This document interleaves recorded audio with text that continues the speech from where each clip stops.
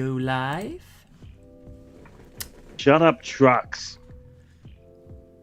Yeah. Okay, yeah, the people in the audience gonna feel kind of weird. It's like, shut up, trucks. Like, hey, man, what have you got against those trucks? Sorry about that. It's fine.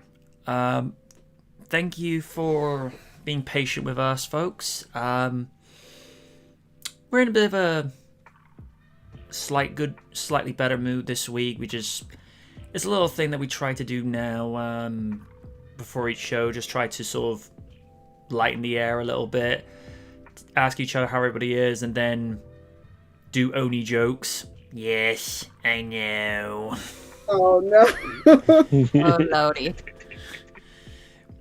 Can you imagine what it'd be like if they ever decide to make a new series of Bottom, but it's played by Oni and L-Man?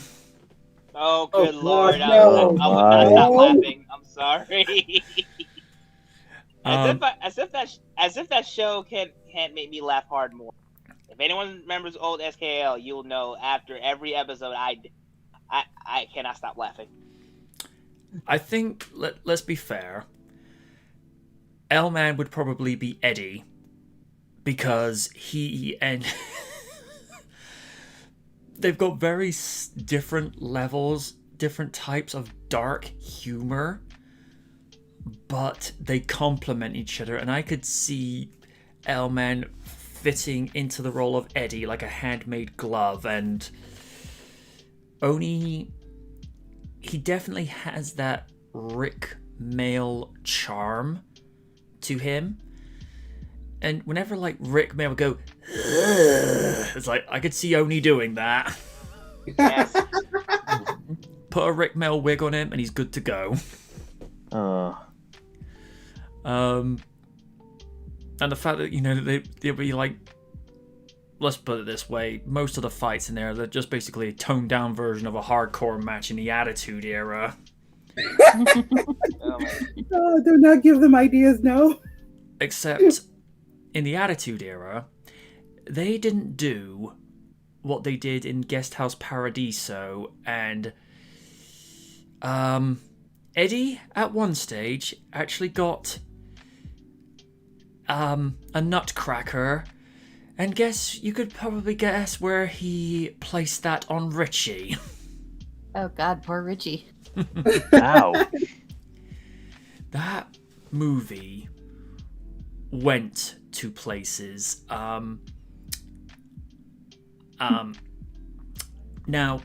I don't know how the YouTube algorithm is with like using their real names, so for the purposes, I will have to type it out, because remember, sometimes some of our live streams will get thrown out for reasons unknown. So, in the show, this was Eddie's full name. Oh yeah. Yes, I I remember. Same here. I remember that too. In the movie, however, it is Okay. Okay. and Richard was known as Oh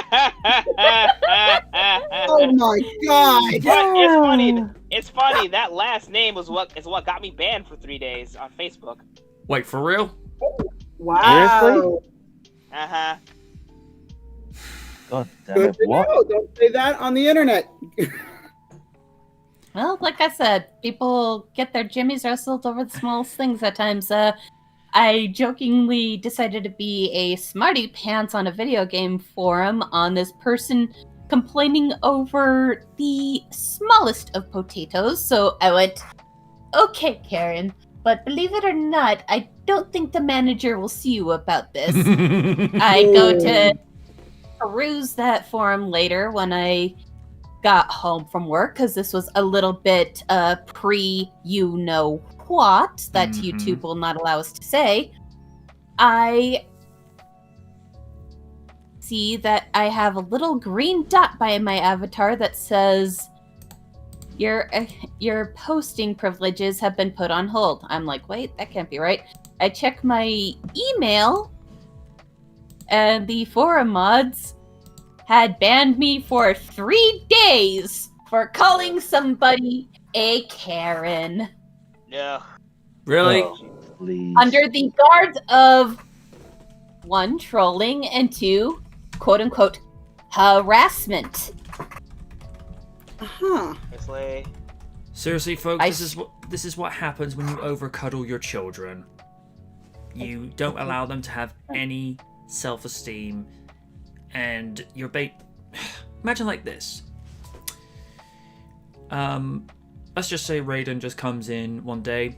Hello, everybody. It's Raiden time. Raiden has been banned for 3 days for saying it's Raiden time. Are you for real, motherfucker? You see what I mean? Mm-hmm. And then Raider Just goes, remind- on sorry. Twitter later. Oh, the slandering is going to begin real shortly, Karen. You already have a separate list. Reminds me of a video I saw where one person ended up just saying one line. I'm gonna type it out because I'm not sure how. No.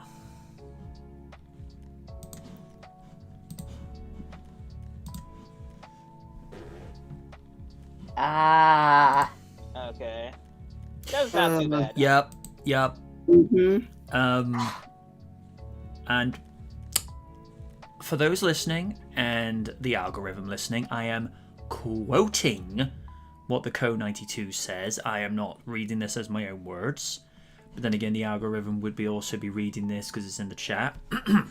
He says, that's why Mark Zuckerberg, Jack Dorsey, and Susan Wachowski are the most hated people on social media. His words, not mine. I claim no ownership. Jack Dorsey, is he the one who owns Twitter? I think so. I just know that Susan Wojcicki is the current CEO for YouTube. Hey, Jack Dorsey, fix your damn password recovery system. Yeah. Sorry, I had to get that out the way. Ever since I got my new phone, man, like I could not get into Twitter, and it's like, honestly, I think that's the Lord saying stay away from it because there's a lot of toxic in that app.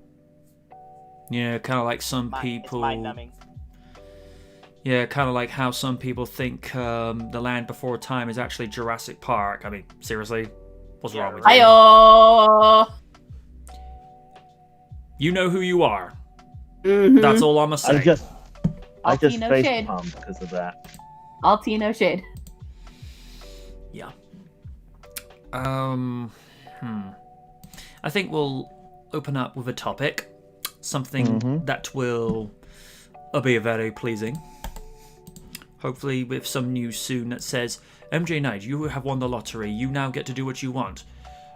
Oh, so I get to go home, just play video games and not have to work because of travel bans. Okay. Mm-hmm. Right.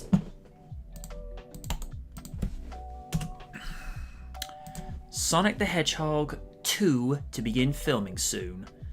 Ooh. In the past year, that has been largely devoid of tentpole movie releases, thank you COVID. Paramount's Sonic the Hedgehog was strangely one of the last major releases to hit movie theaters prior to the pandemic.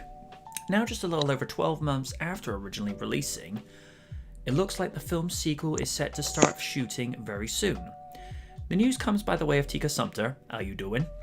Who played Maddie Wachowski in the original movie. In a recent interview on Live with Ryan and Kelly, Sumpter said that filming is set to begin across both Hawaii and Vancouver in March. Cool. Who's gonna bet money that Hawaii's gonna probably double up as Angel Island? Yes. Me. Ooh. This I is- would actually like that. This It's academic at this point. This is actually the first confirmation we've heard of that production will begin in March, but it does line up with reports that we've seen in recent months. At this moment, it's unknown what Sonic the Hedgehog's 2 plot will specifically revolve around. Folks, I don't want to know what the plot is until I see the first official trailer. Based on some information that was previously leaked out though, it looks like the original movie's cast will all be returning. James Marsden, yes. Jim Carrey, yes. Tika Sumster and Ben Schwartz, who voices Sonic, are all slated to reprise their roles. Kerry's Dr. Robotnik will once again serve as the main antagonist, while Sonic will have to defeat the mad scientist once again. Judging by the ending of the movie, it should feature many more iconic characters from Sonic's history.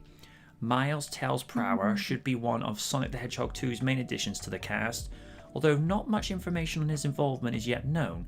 Additionally, Knuckles is reportedly set to be involved as well and could be working in tandem with Dr. Robotnik. So we're doing Sonics 2 and 3. Okay. With the specifics of the plot of Sonic the Hedgehog 2 remain to be seen, it likely won't be too much longer till we start to learn more definitively. Given that filming now starts in a little over a month, more details will likely arrive as we would continue throughout 2021. As for when Sonic the Hedgehog 2 is set to launch, Paramount has slated it to hit theaters on April 8, 2022. Are you excited to see Sonic the Hedgehog 2? Yes! Yes. Yes! Yes! Yes. Yes! Gib. And just to be old school, if you're ready for Sonic the Hedgehog 2, give me a hell yeah! Hell yeah! I will, on a comedic note, I will laugh my ass off if they do something similar from the first movie, whereby in the teaser trailer, like with the first movie, you see the original design that they were going to go with Sonic, but then they do like a sort of a nod to what they did fixing the design. Wouldn't it be funny as fuck if in the teaser trailer you see Knuckles and all you hear is, "Do you know the way?" And you see him in Uganda Knuckles attire, all done for CG and live action. I know Raiden, I know Corey, if he sees this on Double Toes, he'll be dying of laughter in the background. Maybe tell him not to do that. But I think the way they handled the redesign, it was at a level whereby it was realistically and I suppose anatomically plausible, for lack of a better description, but at the same time you look at him and it's like, that's Sonic. You know, you can recognize it a mile away, but done in a way whereby it works within the context of real world physics. How Knuckles is going to look, it's probably going to have a slightly rougher look to how we saw the echidnas on what I can only presume was Mobius in the first movie, because they never actually gave his world the name. But to most people, you know, out in the Western world, it's always been Mobius, but according to the Japanese continuity, it's on Earth, but it's on Easter Island. And I'm like, okay. I don't know how they're going to do the plot of Sonic 2 and 3, but we know, based from what we're hearing, it's going to be Knuckles duped again. Paramount, I'm going to say this constructively. Do the naive thing, by all means. Not a problem with that, but don't make Knuckles stupid. We've had enough of that in the games and Sonic Boom. I love Travis Willingham, don't get me wrong.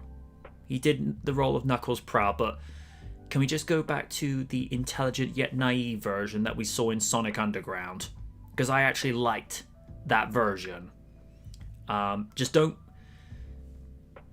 make him the dumbass like we saw from Sonic Boom games. Like, which hand is my left? And I'm like, oh no. It's like, you're actually going that far with it, dude. And if the rumors are true,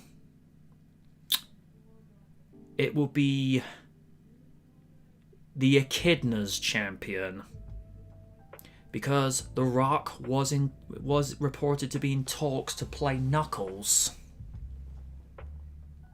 What else can I say except you're welcome? Yeah.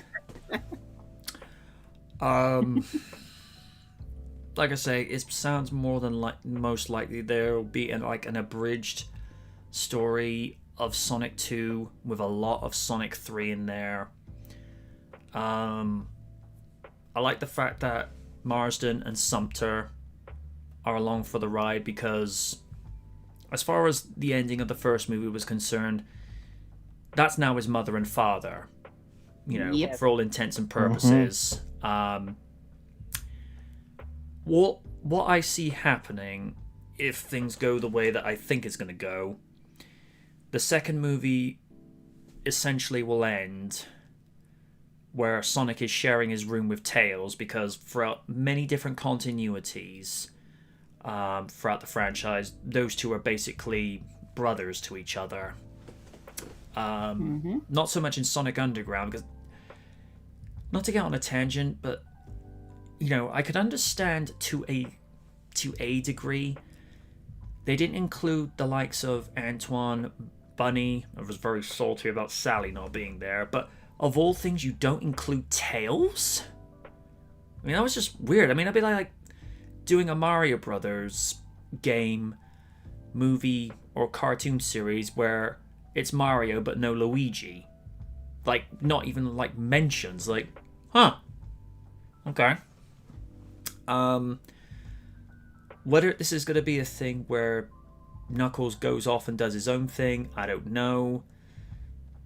People are asking, is Amy going to be involved? Like, let's save Amy for maybe movie 3 or 4. Let's not bring her in too quick. Yeah. And if they do, please go with the Boom persona where she's a bit more grounded. Please. And it's more just like a shy and awkward crush. I don't know, man. It's like when it comes to Sega, they always want to make Amy very unbearable. But I don't know. I kind of have hope that they make Amy more of a competent character instead of just Sonic every single time, and it gets on my nerves. Like I said, that's why I want them to go with the Boom route. Yeah. Not to mention a certain Mr. Flynn's handling of the character. We don't talk about him. No, please no. I want the adorable one happy this time. You don't want to see. Well, the just in inverse. case, I have a contingency planned for a almost 2-minute video we can watch. Because not to get off topic here, but it seems the Aldo Jones videos have brought the rise of popularity to doing Bully Maguire videos to other channels. Oh, no. Oh, no. No. Oh God. So we'll take a look at that after we finish covering this topic. So let's segue back to topic. Yeah, I got a few things to say about Bully Maguire, but yeah, as you say, we'll stay on topic. Proof in the pudding. That's Num num num. That's all I'm gonna say. I do recommend vanilla cheesecake with caramelized Biscoff topping. Very nice. Oh God, dude, I hate you right now. Okay, here's how you get uptight. Tonight, I will be doing a marathon of Hulk Hogan championship matches in which he wins all of them. Blitz, can I break open a whiskey? No. Please? Please are good. Now I got imagining Oni like doing the whole Puss in Boots things that Lydia's like, don't look at me like that!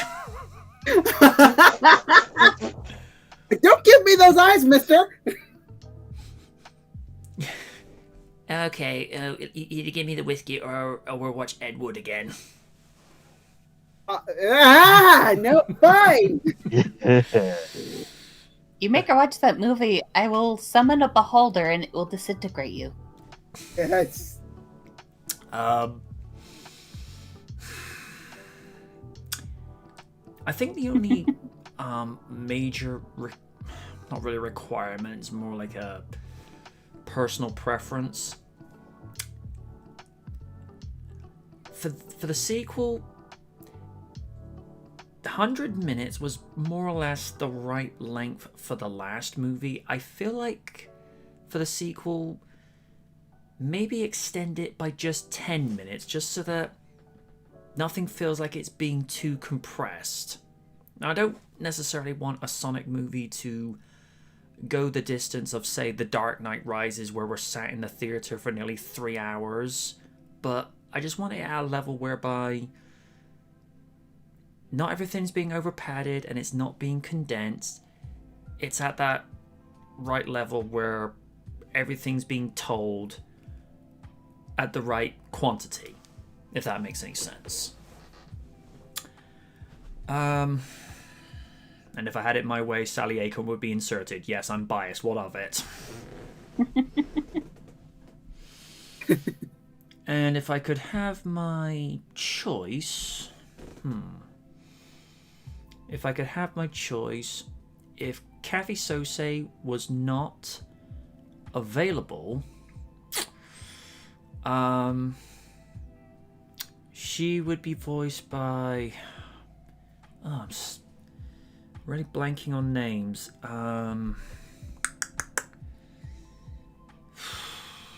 Raiden, help me out here a second. She was dating Lil Wayne for a while. Oh, we lost Raiden. Oh, shit. Cut out. Oh. Yeah, Raiden's been having Oh no, issues he's back. There he is. Yeah, I don't know what happened. This was being tricky. Okay, what's up? Help me out here a sec, Raiden. One particular oh, I'm really stuck on her name. She's real popular early to mid 2000, particularly with songs like AM to PM, and then Christina Milian? yeah, get her. That wouldn't be a bad choice.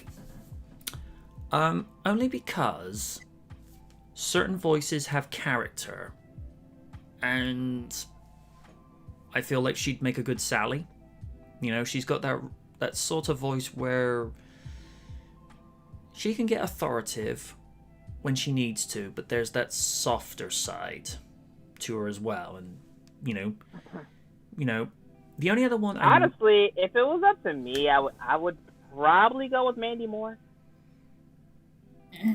Yeah. Mainly because not only she's a great singer, she can body voiceover roles. You know, like for example, I felt like she did really good as Aerith from Kingdom Hearts.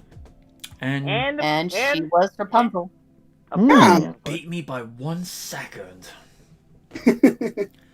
And if none of you have never seen this movie, I highly, highly recommend this. Her role as Jamie in A Walk to Remember.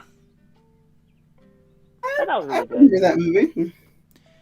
She plays the daughter of a church minister who's sadly dying of leukemia, and she befriends the teenage rebel of her class in high school, but you see this transformation more in him than of her, where he goes from being a rebel to being, you know, someone really dependable, someone reliable, and he actually grants the last wish on her bucket list before she passed away in that summer, and she got married to him at the same church that her parents got married at.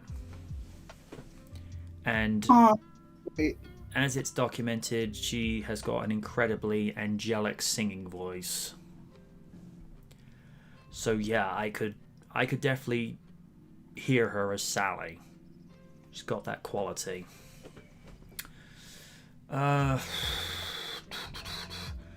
I've yammered on more longer than I probably should, so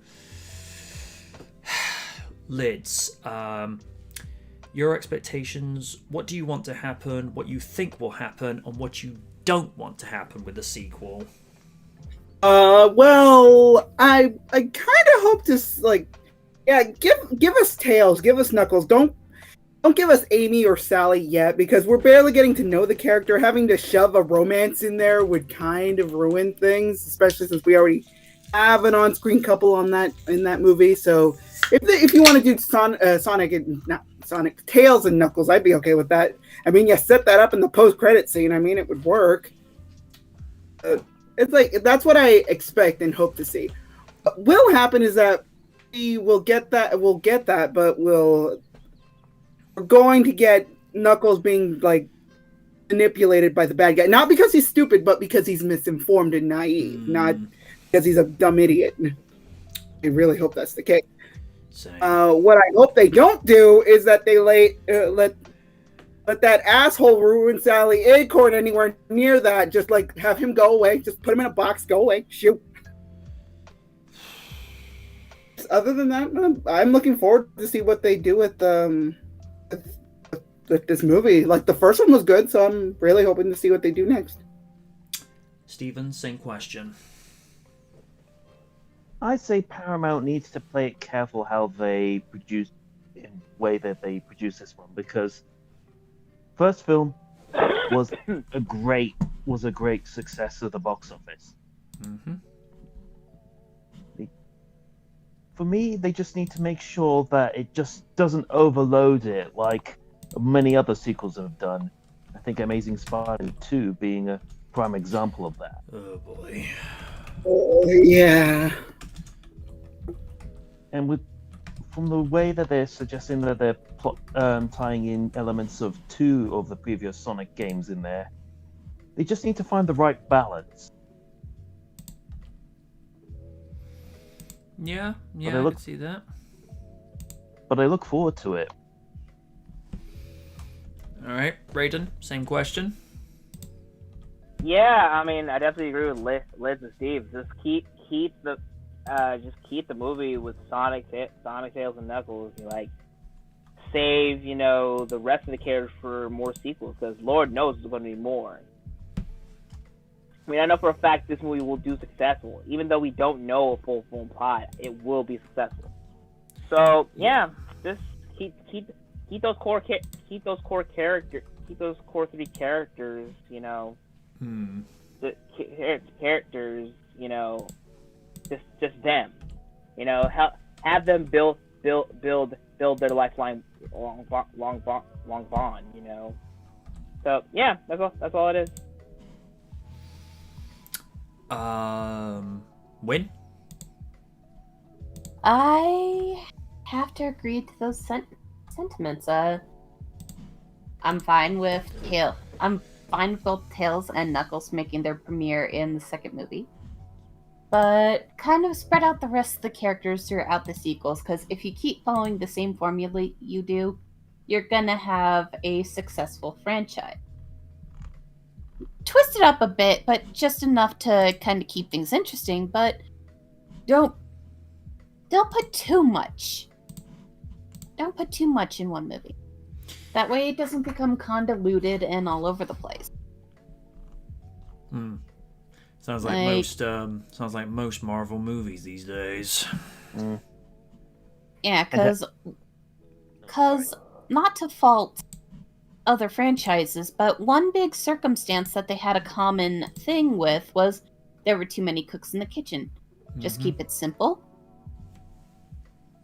Don't be afraid to try something new, but make sure it isn't too over the top where it might alienate the audience that went to see and enjoy the first movie, because you had a nice even mix of both gamers who played the Sonic franchise and those who were just new to Sonic as a whole and ended up enjoying it.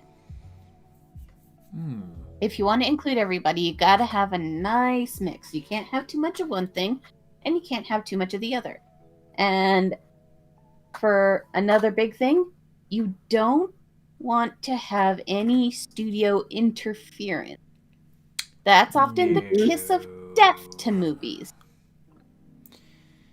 So just kind of keep the way you were with first to film, and you should be fine.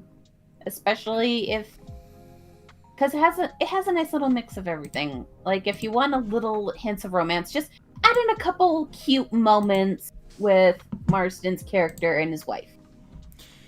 Yeah, I really dug the chemistry between the two of them because they did make it look like they were an actual genuine couple, and I'm like, I dig this. And, yeah, it feels shoehorned in. Also, I think me and Lids can agree on this. Tika Sumter, how you doing? Chocolate goddess. That's all I gotta say. Yes. Oh yes. And that's another kudos. You managed to put in an interracial couple, which double kudos, without being too pushy or preachy about it. You just made them natural. You made them organic. You made them interact and make them feel like a genuine couple. These are characters done right, and it is a good example that you don't have to push and get a little overzealous with implementing diversity of films, because it comes natural if you write the characters to be organic. Yeah, I think That's what happens when you don't pander to the audience. Yeah, just make it organic. Yeah, Captain Marvel. We don't forget. We'll never forget.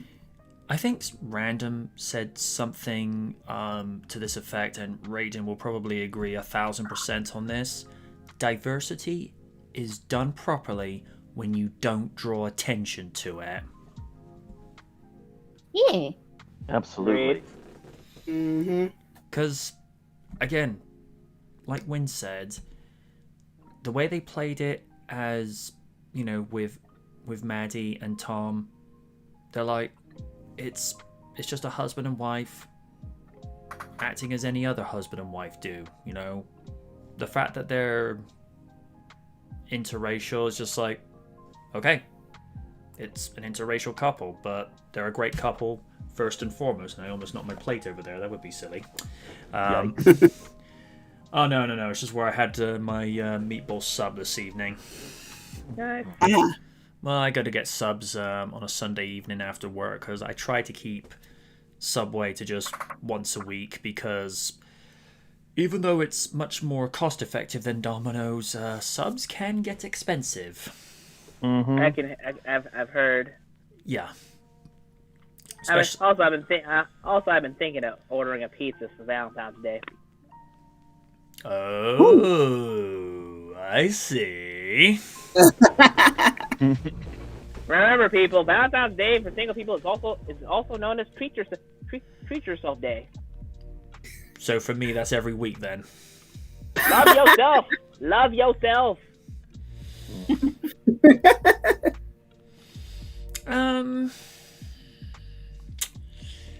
I think most people love themselves, but where it's like a healthy level, where you know you look after yourself, not like Kim Kardashian. Please don't mention that. Please don't mention that Banshee here again. Wait! Whoa! Where did Kim Kardashian morph into Vicky Guerrero? No, do not want. And Navi just death glared at the screen. Mother,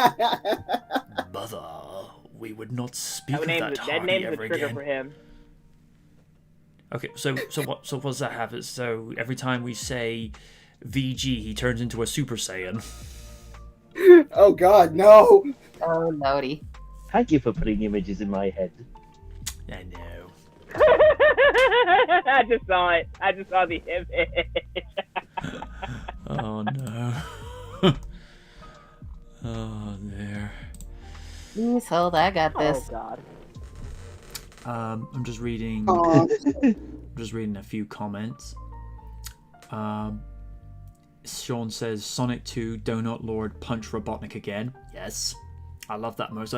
Who the hell do you think you are? I'm the Donut Lord, you son of a bitch. Oh my God! If looks can kill for Navi. Oh dear. Well, although one thing, Jim Carrey back as Robotnik. Yes. Oh, yeah. Robotnik, hey Knuckles, do you know the way? Sean, if they don't, the fans will. Yes, they will. Dan says, Do some rock reconnaissance.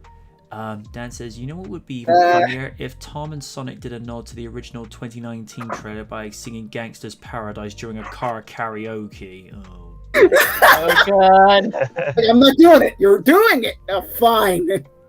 I had a dream once that Metal Sonic would be in the Sonic movie sequel, but he was wearing the skin of the 29 movie design. Oh. Here's the thing, though.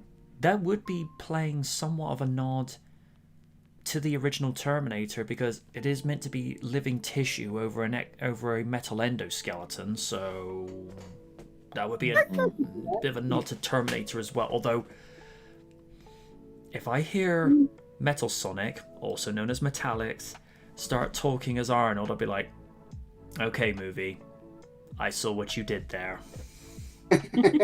My man, if there's a god, if I had my way, Metal Sonic would be voiced by Jaleel White. That I would love that. Yes, I am 5,000 behind that. I would be pretty bitchin'. I'm not gonna lie. And then just sort of have him say sarcastic, "Oh, did I do that?" Yes, yes. Yeah. Or do a nod for the cartoon. When you have a poser that looks like me, talks like me, but can't go fast like me, that's just so. Ooh. And if for some reason you couldn't get Jaleel, a good substitute would be Roger Craig Smith. And we did hear that he's been let go. If there was a fan project too, dude, cast me as Metal Sonic. I'll kill it. Give me a robot voice and I'd kill it. That's so. Sean says, I'm okay if Blaze the cat comes first before Amy. Yeah, I wouldn't have a problem with that.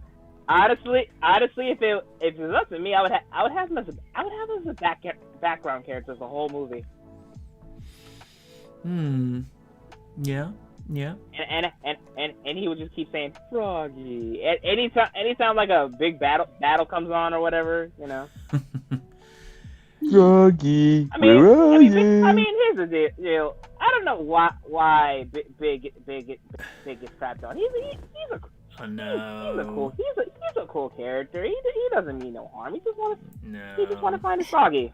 I think it's more because his playable level was unbearable to a lot of people, but the character himself, he's just a big derpy cat. Yep. Mother, he is no relation to me. That's why MJ mentioned Blaze. Co92 says, in other words, don't make it the focus of the story, don't make it the focus of the movie, just talk about the story. Yep.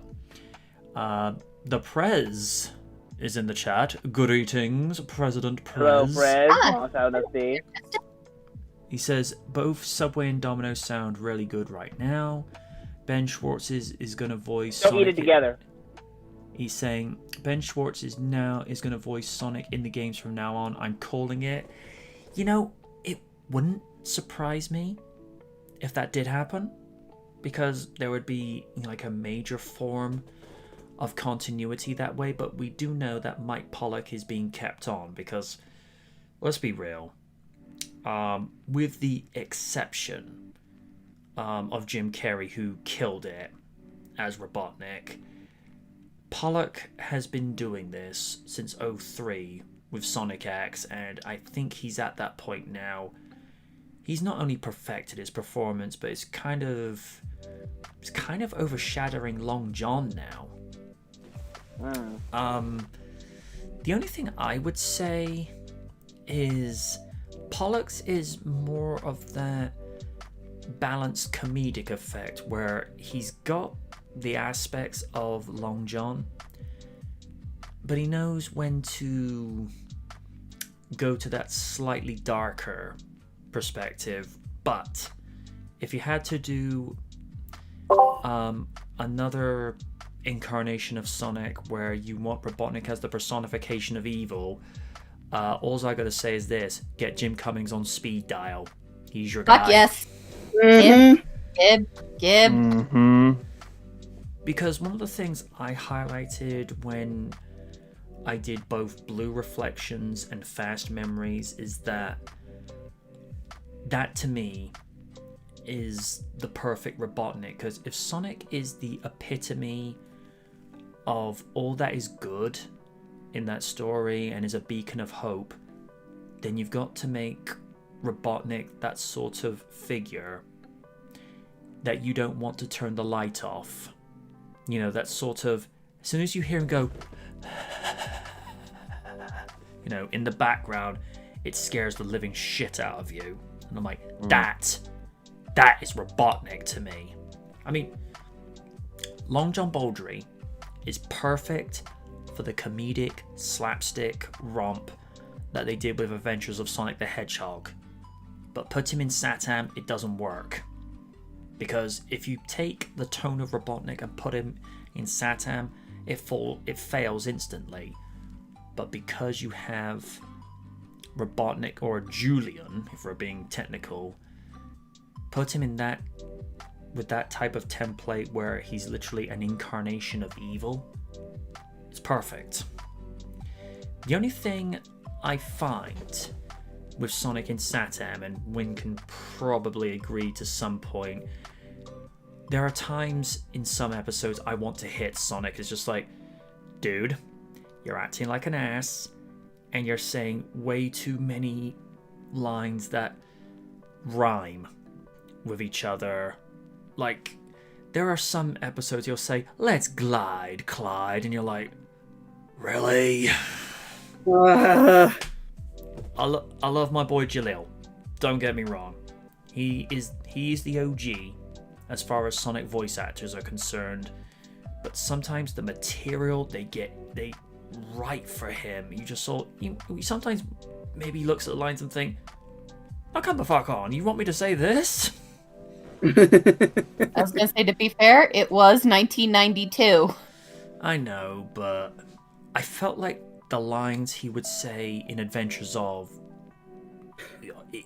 he's not that much more mature than his Satam version, but I think it's because of the fact that he's having to be Tails' big brother. He's having to wise up a little bit. But as Win has pointed out, in Satam, Sally is his biggest foil. Yeah. That's why we love her. But yeah. And why we want Ian Flynn to go step on a D4-sided dice. No, Yes, I'm please. not. No, I'm not that nice. I'd rather have him step on multiple Legos. Have him step Covered on covered in barbed wire. No, yeah, no, that's sick. no. No. Here's what I want Ian Flynn to do.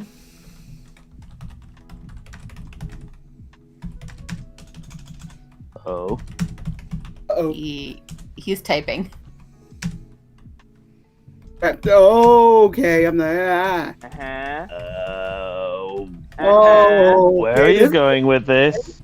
Okay, I'm scared.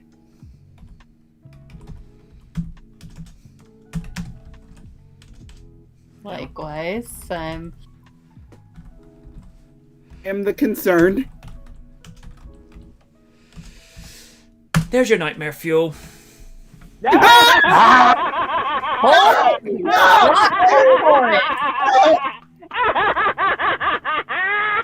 Damn! Now that's funny. That's all I funny. gotta say is, holy clockwork orange. Yes. Yes, make him suffer.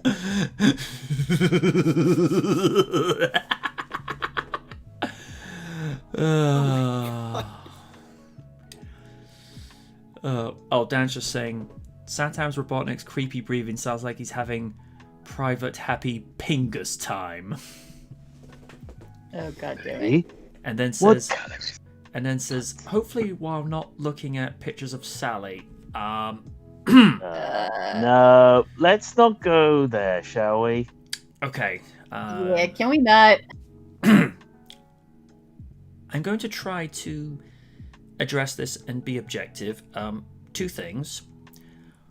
When there was another Sonic fan movie project back in the day, because as everyone knows, there was the one that Blue Core Studios did, which for a fan movie with the resources and the budget that Eddie LeBron had to work with, he did all right.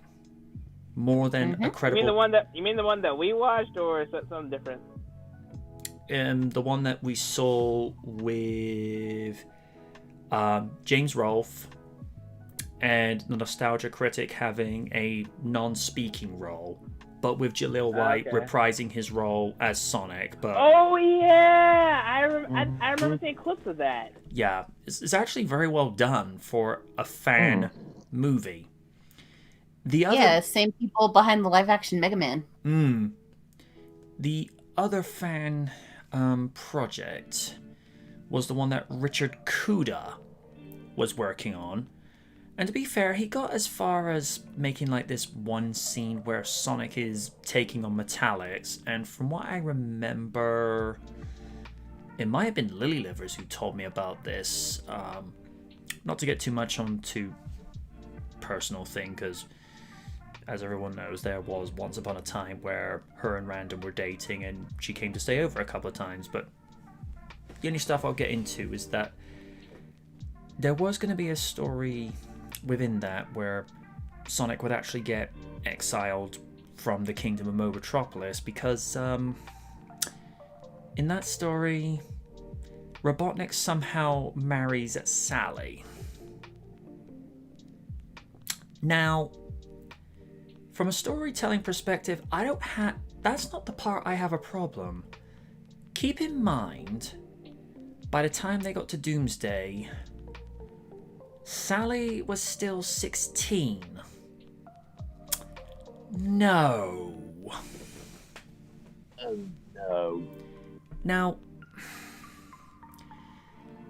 if the story was, say, set 4 to 5 years later, nobody bats an eyelid, because it's like, okay, no biggie. But how's it? Kaiju says he is no good. And no good. Nah.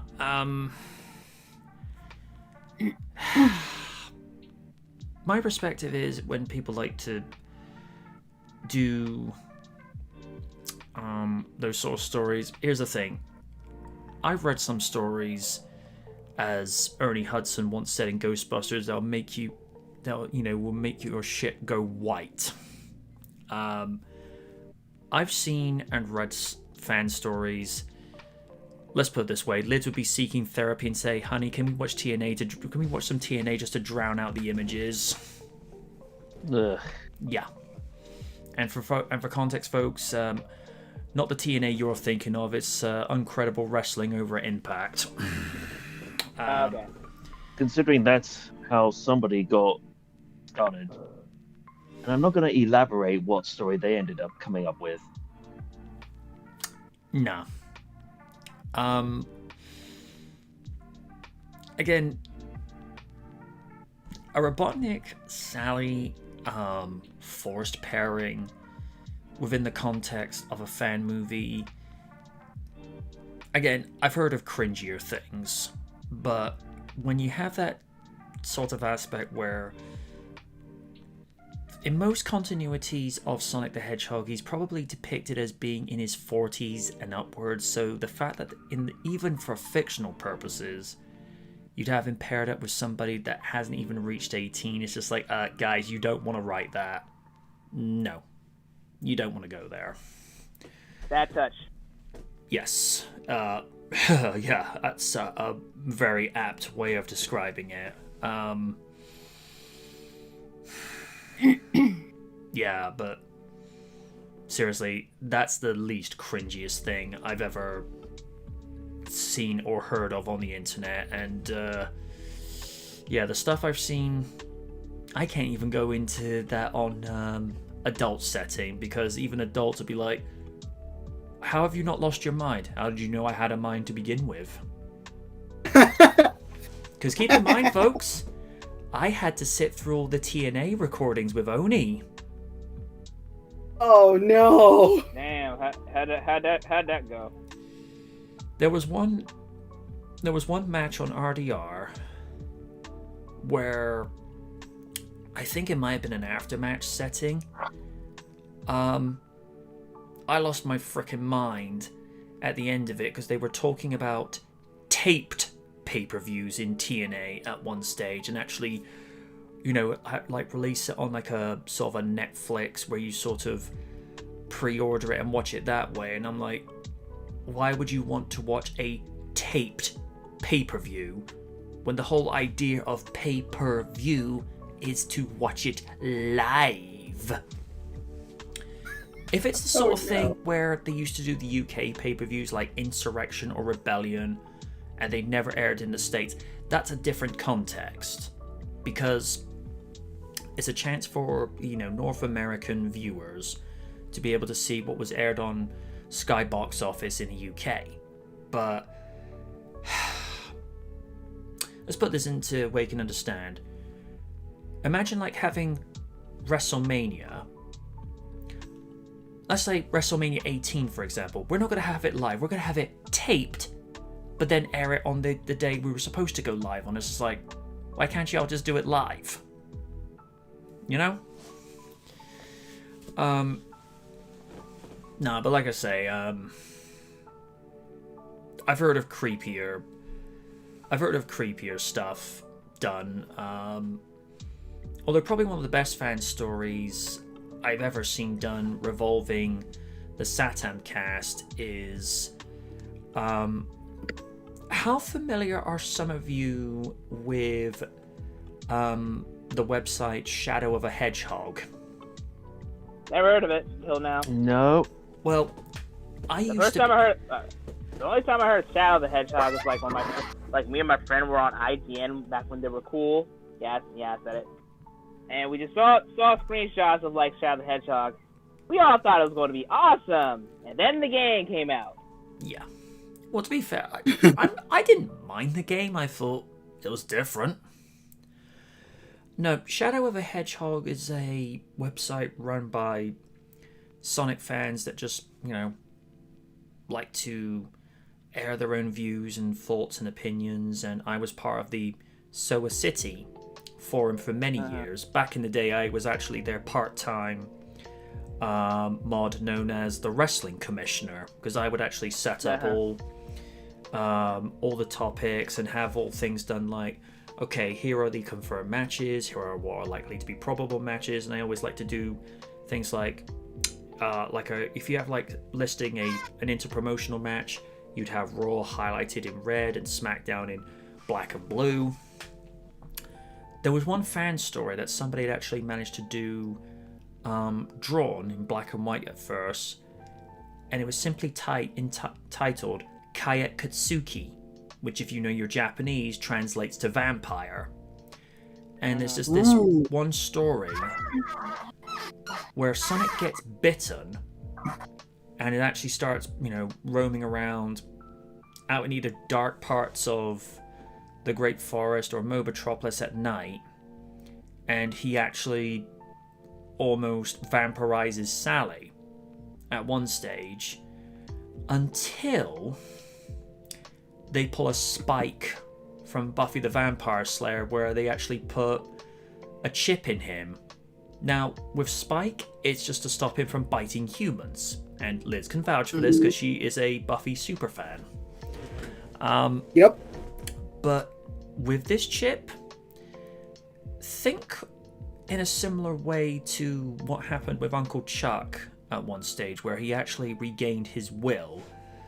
But the chip they actually put in him is what they do for citizens that had been roboticized, but it gives them their free will back. So in essence, Sonic, even though he's technically still a vampire, he's got his humanity back. And for a fan drawn webcomic, it's actually surprisingly well written. And they actually bring Knuckles in because for some reason Sally thinks he's an expert on vampirism. I'm like, okay, this is the first I've heard of this. There is even a line which, you know, if you have this like set in the context of, you know, no one on Mobius knows like any Earth pop culture references, Sally goes to him like, shouldn't you be able to do something about this? He goes, I'm Knuckles the Echidna, guardian of the Master Emerald, not Buffy freaking Summers.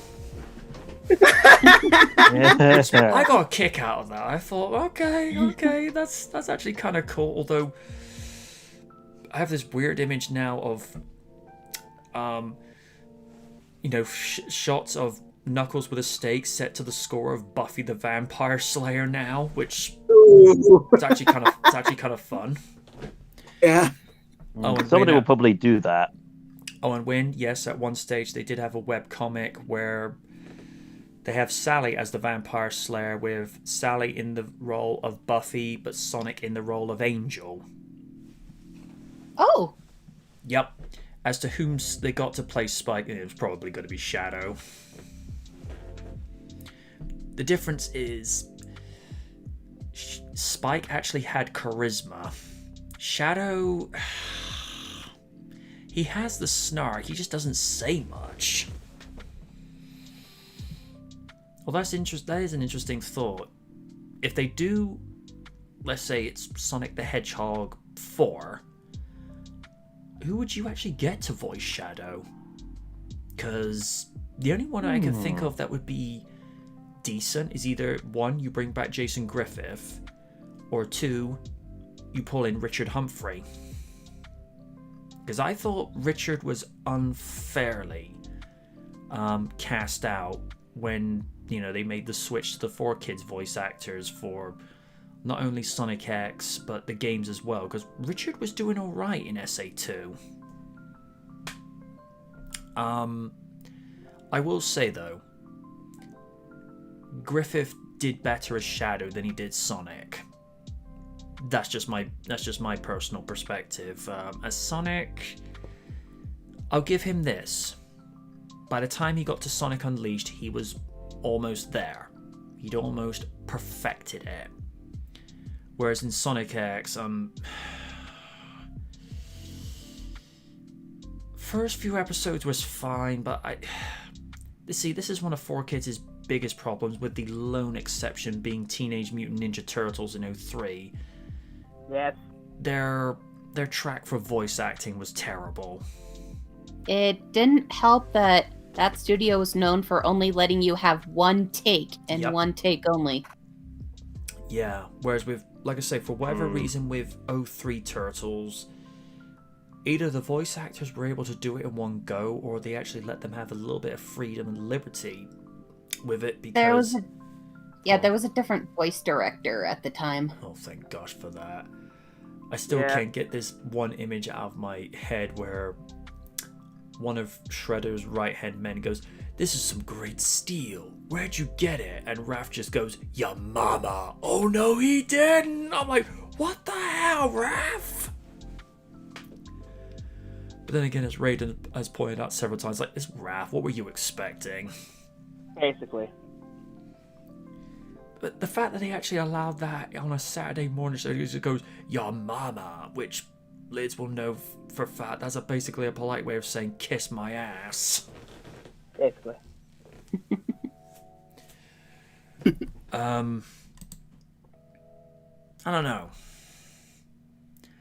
Although, having said that, if they were actually able to get James Masters as Shadow, that would be very intriguing, because he can play the quiet and reserved character. I mean, lest we forget, he was actually one of the more reprising features of Dragon Ball Evolution. Oh. Yeah. I mean, I know that movie was trash, but he did kill it as Piccolo. He really did try. And that's just the thing. He is a huge Dragon Ball fan. He loves that franchise. So I suppose when they told him, "Oh, you're playing Piccolo," he's just like, "Oh, this is very good." Puts the phone down, starts doing the Charleston on the front lawn. He has voiced in video games before. And he actually had a voice guest role in Dragon Ball Super. Nice.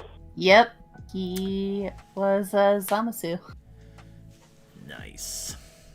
Mm-hmm. And the thing that I do like, this made me real happy, is for like one episode, Chris Sabat was able to bring in Brian Drummond playing his version of Vegeta. I'm like, yes! Yeah, listening to those two collab was a treat. I like Sabat as Vegeta, don't get me wrong, but Drummond was whom I heard as Vegeta first, and he did we know it's over 8,000, but he did the over 9,000 line better, and his laugh, I'm sorry Sabat, but Drummond does it better. And I like Sabat's voice acting, especially when he's All Might, but while I do love his Piccolo, Scott McNeil will always be my favorite Piccolo. Yes, indeed. My favorite Piccolo will always be Lanny Bator, along with Vegeta. Oh, they're definitely tied. And allow me to steal a line from Lapinator's Vegeta. Fucking better.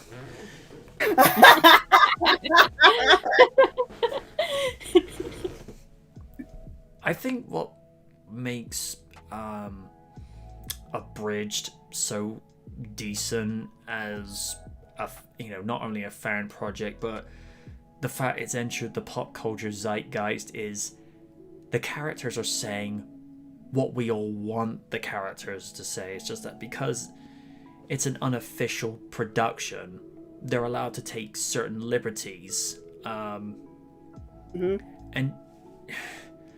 I don't know what it is, but Vegeta's probably got to be my favorite character in that version, because there are times where he's being a complete asshole, but at the same time it's like, oh, you. And I love Taka as Nappa. Yes! He's also I'm hilarious. You quote everything I say. And even though I love Damian Clark as Cell and have for years, Taka killed it as Cell. Yes. Well, like, he killed it as all three versions of Cell, because there's some nuance to what he brought to each version of that character. Yeah, and I loved that he went out singing My Way by Frank Sinatra. Yes. That's the way to do it. And I didn't realize this until, like, after I rewatched some of his episodes a couple of times. He was actually doing spoken word of, one of Linkin Park's songs. I'm like, why did I not see this sooner? No. And I suppose in a weird way, it was like a nod to the fans. It's just like, yes, all your AMVs have not been in vain for nothing. Yes. Although, I did find it was a bit cliche, like around 2010 to 2012, where you saw yet another AMV of DBZ or Sonic X within the end. You think, oh no, not again. And I gotta give a compliment. Like, I do love Kaiser Neko's performance as Future Trunks. He brought a lot of, showed the flaws of that character, because when he shows up, he's like basically a Gary Stu, and then all of a sudden, the flaws of the character are shown, where it's like, you came back, but you're still here, and how does this work? It's like basically showing the flaws of time travel itself, and him having a severe amount of daddy issues. Yeah. And then and he introduced a line when confronting Vegeta that I start using whenever I get frustrated. You know what? Yes! Oh god. I do love that he also created the line, "Get out of my fucking timeline," which you can use every time you're on Twitter. the one. Oh, a mama's boy, huh? I'll be your mommy. Oh! Yeah, me dying of laughter. The line where it's almost like, it's not my fault your dad's DNA and I get along like chocolate and peanut butter. Is that what you called me, your little peanut butter cup? Oh god. No. I think out of everyone in the Android sagas, Krillin excelled, especially especially when they're gonna kill the cell from their own timeline. It's about what was the word? It's about defending ourselves with very lives. Oh fuck it, I'm dropping the pretense. We're aborting cell. And then at the end, like as he should, he got the girl. And all of his own counts just dropped to nothing. Oh, that was awesome. It's like, oh my god. Get on the bed now. Yes, ma'am. Ma'am. I love that. And then you see the Krillin owned cow disappear. I know. No, that is destroyed. And all it took was him hooking up with 18. I remember reading one fan comic where Krillin's like drunk at a bar and he just simply goes, "Hey, who are you? I'm 18. That's all I need to know, baby." I'm like, God damn it. Oh god, and also, I love what they did with Android 16. It's like, he was just so lovable. You wanted to give the guy a hug. I know. And He's like, wanted to be left in peace with the burbs. yeah. It's like a crying hobby. And And also he gave me one of the line I always use. You care to repeat that, you son of a bitch? Oh, on the similar line of that, one of the funniest moments from their version of the Lord Slug movie, you hear the glass break, Piccolo just then shows up.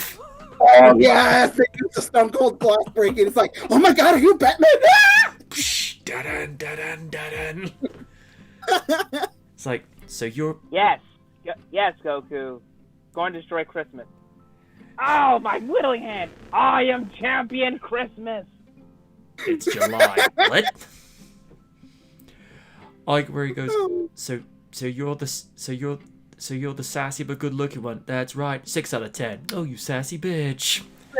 That's the weird one with the freaky power. I can spot mini-me's. Spectacular. And that makes you the stupid one.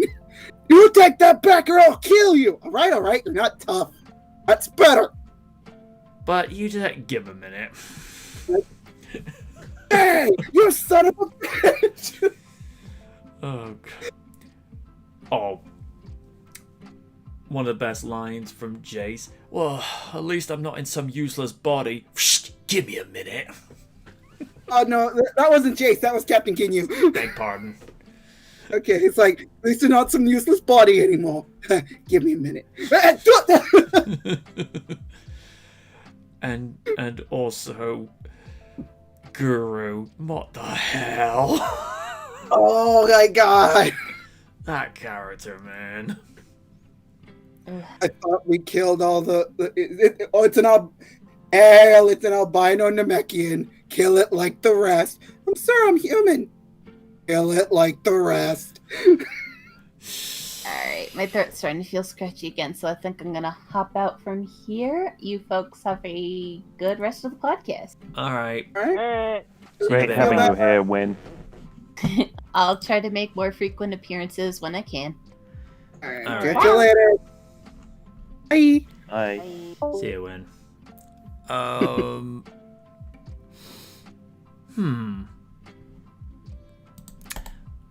Okay. Not sure why this article popped up, but Fisher Stevens is apologizing to the cast for his on-screen behavior. I'm like, okay, why this after... Behavior of what exactly? Behavior of what exactly? I'll read. Fisher Stevens says sorry to the cast of Friends years after appearing on the hit NBC sitcom. Although Friends was a sitcom, the massive popularity of the show saw some of the biggest stars in Hollywood making cameos over the years. Fisher Stevens was one of such actor who guest starred early on the show. In the capacity of Phoebe's psychiatrist boyfriend Roger, who drives everyone crazy with his constant psychoanalysis of their behaviors. If there are people out there that do that, we don't like people like you. It stirs the pot. In a recent interview with Entertainment Weekly, Stevens revealed that when he first signed on for the role, Friends was far from the pop culture phenomenon it is today. At that moment in my career, I had never done a sitcom before. I had never heard of Friends because it was just the beginning of the show, and I didn't watch much TV at the time. To be fair, not much people are watching TV these days anyhow.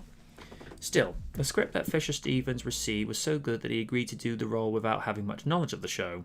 The actor flew to Los Angeles to film his episode, only to discover that the entire script had been rewritten, and not for the better, according to Stevens. Because frequent revisions of the script is what sitcoms did, and I didn't know that, I was kind of an asshole, I have to admit. What do you mean? So I have to relearn the lines that you've written that are worse than what you'd originally written? Yeah, I was a dick. I've rarely seen any of those people on Friends again, but I'm sure if you asked them about me, they would go, "What a New York snob," and so I'd like to say, yeah, I'm sorry guys, I'm sorry if I was a dick to you all, I apologize, I was bad, I was wrong. In the end, Stephen's self-confessedly poor behaviour on the set might have made his performance as Roger better, since it would have made it easier for the main cast to act like they disliked him. Still, despite the off-screen unpleasantness, that episode remains a highlight of the season. Is one of the few times that the show featured a truly unpleasant character that all the characters and the audience hated equally. Trouble with guest stars notwithstanding, the main 6 Friends cast members have always enjoyed a strong bond on screen and off, which, apart from the writing, is a major reason why the show continues to be one of the most widely watched series in the world. So much so that a reunion episode was planned for 2020. Although the plan had to be scrapped in view of the lockdown. Lisa Kudrow confirmed recently that the reunion will happen someday, and that she had already shot parts of the episode. Hallelujah! There's different facets to it, and we already shot packages of things. I pre-shot something already, so we're definitely doing it, because I'd already shot a little something. It's not a reboot, it's not like a scripted thing. We're not portraying our characters, it's us getting together, which doesn't happen a lot and has never happened in front of people since 2004 when we stopped. Right, what to take away from that? In some respect, it could be seen as a little bit of method acting, in a way, because, you know, his character, he was being an asshole on screen and off screen, so they're essentially reacting as opposed to acting itself. As far as the apology goes, it's better late than never. Probably would have been appreciated more at the time, but... And also the fact that a reunion episode's going to happen... Well, let's be fair. The cast are not getting any younger. Although, as we've mentioned time and time before, Jennifer Aniston looks amazing at her age. David Schwimmer and Matt LeBlanc really know how to do the distinguished look. It suits the pair Especially of Matt them. LeBlanc with the gray hair. Yeah. Mhm. Yeah. Courtney Cox, I got love for you, but stay away from the Botox. You really don't want to go anywhere near that. And Lisa Kudrow, yeah, she doesn't look too bad. But now is probably the best time for them to do it, because, like I say, time's catching up, and it's been 17 years since they stopped. Here's what I would have liked to have seen. Just for them to do like a one-off TV sitcom movie, just to show everyone where they're all at. And as a rule, the reunion movie does not acknowledge the Joey spin-off series. Ooh, Here's the Maybe thing. that was the thing. we did. Here's the thing. The only way that series would have worked better is if he had Chandler to work off. Yeah. Because Chandler and Joey is like Charlie and Alan, or Frasier and Niles, or even Frasier and his dad. You know, you need somebody that you're familiar with that you can feed the material off. In Raiden's case, you know, feeding off of, say, Prez or Oni. You know, people that you're familiar with, that you know that they present something, Raiden's like, okay, let me see what I can work my magic with this. Again, this is the best time to do it. Lids, your 2 cents. I mean, again, that kind of stuff is it's dated, but again, it's dated for the time. If you rub people the wrong way, I kind of understand that, and it's he apologized for it later. I mean, better late than never. Again, it's like I don't see why it's an issue anymore. We just need something to take our minds off everything that's going on in the world, and this is what you decide to give us with. All right, cool. All right. Also, with the whole Joey series, I never gave it a shot. I couldn't. It's like, I'd rather watch something else. All right. It just is what it is. I really like. It's just, yeah. I kind of. That's all I can say. The only thing I can say for that series is Matt was trying. You could tell he was genuinely trying, but it was the other people he had to work with, and that script did nothing for him. It'd be like a sitcom series where Raiden's one of the main players, so let's just call the series Life in the Slandering Lane. Let's just say for the sake of discussion, and Raiden's comedic partner is Lil Wayne. Okay. See what I mean?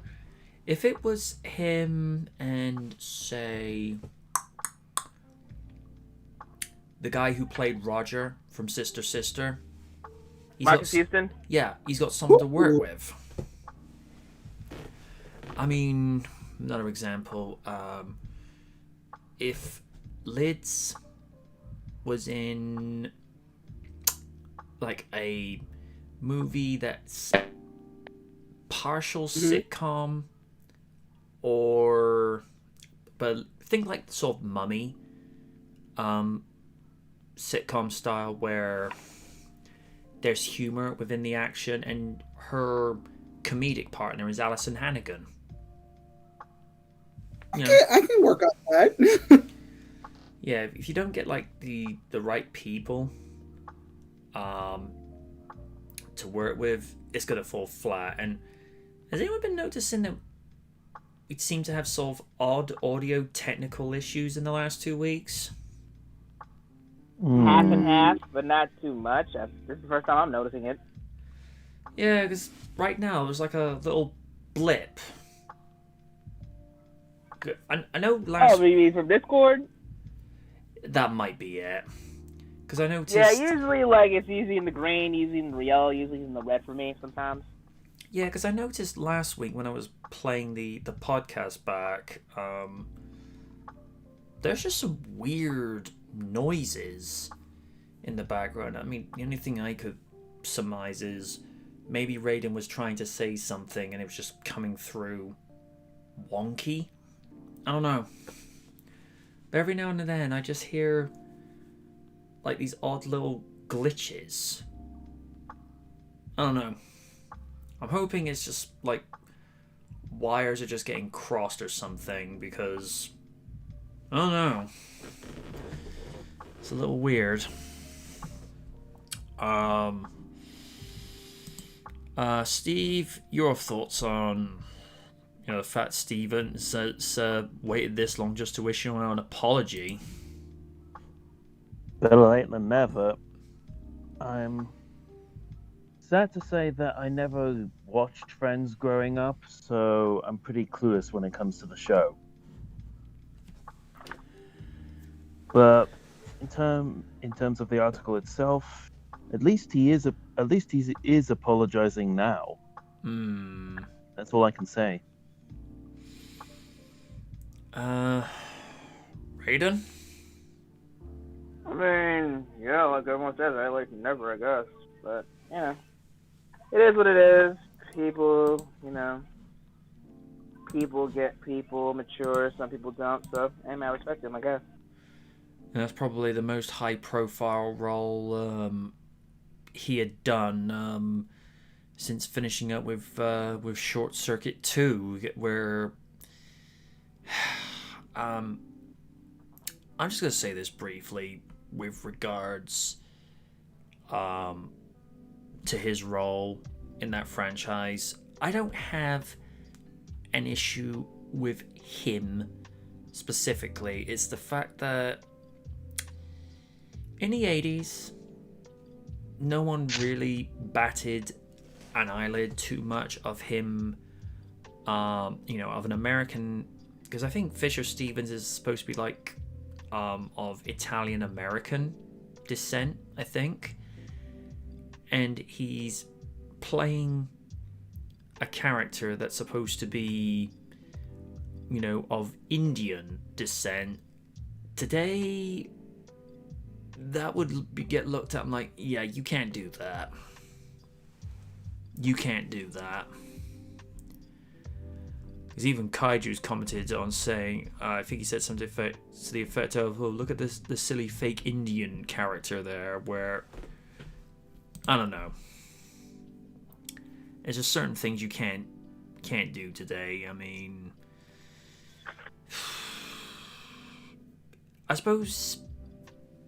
correct me if I'm wrong, it's supposedly seen as racially insensitive or inappropriate. Something to that effect?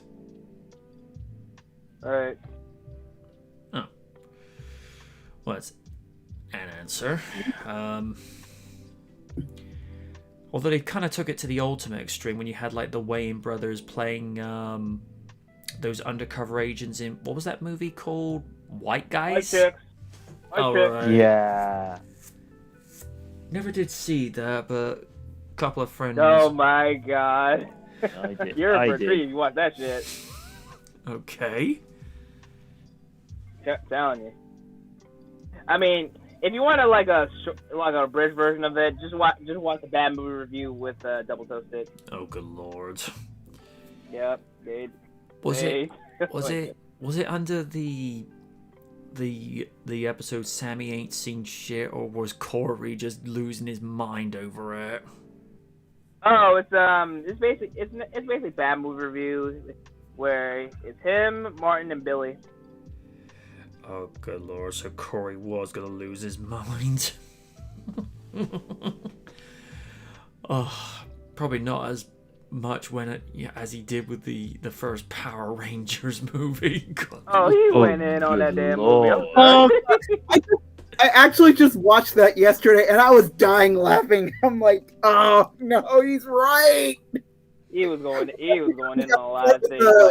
Like I said, the one part when they were morphing, it was like, okay, any minute now. It's like they walk away. They didn't even run away; they just walked. Oh my god, I was laughing so hard, and I shouldn't have been doing that because it was like pretty late. Oh dear. I did like how they ended their review of Jurassic World, where what if you had more like a ghetto version of it where the I-Rex is acting like Debo. Oh no! Oh my god. I might have to go back and rewatch that. Something to the effect of, nah, man, he ain't giving it a chomp. Now would you like some of that, pug? Like, we want some more Debo. Bye bye.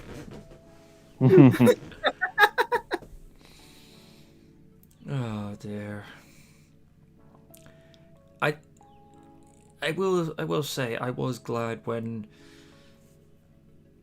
they were actually able to more or less continue their show after Hollywood.com had cancelled spill.com for reasons known only to them, and he did that campaign like it ain't going down like that, and then of course he comes back, they bring it back with Double Toasted, where in essence it's more or less the same show. It's just that Corey's not having to do animations for several hours on end each day, just making sure that the animations match up with what they're doing with the voiceovers. I mean, they can just do as they want to on there, and it's actually quite refreshing to hear Corey's views on a lot of these movies, because he's basically, bringing everything down to brass taxes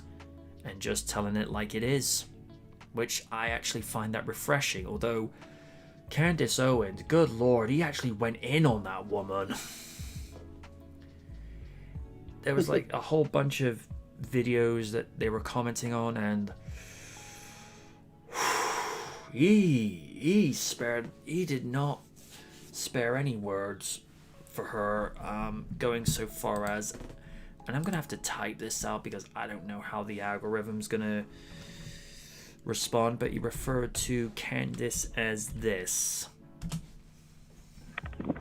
Ooh! Sure. Yikes. I am not touching that one. Damn! Okay. Oh, shit. Yeah. He basically called Candace a poser. Now, for context, I happen to like Candace Owens only from the perspective of she's very intelligent, seems to have a very level-headed perspective, and she's fine. She's all right on the eyes. But hearing Corey just like I say, go in on her, it's like, ooh, yeah, that's, yeah, not sure what to make of that.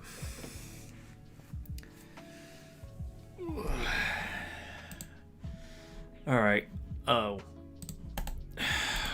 dear, I saw this show up the other week. This is another example of Hollywood out of ideas. What the hell? Oh, good.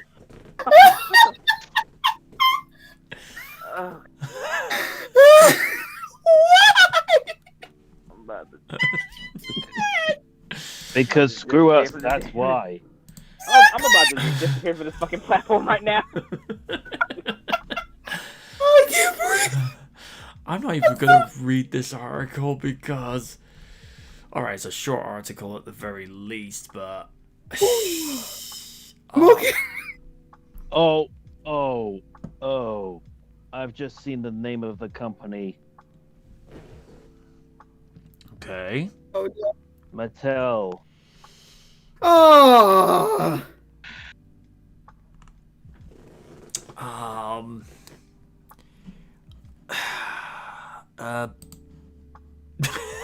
Sean just said it there. Just why? I asked myself the same question. I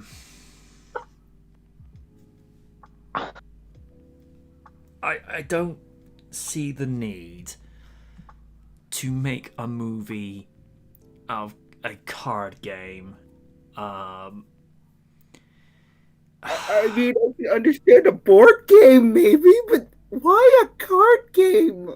I think this is Yu-Gi-Oh! Probably better.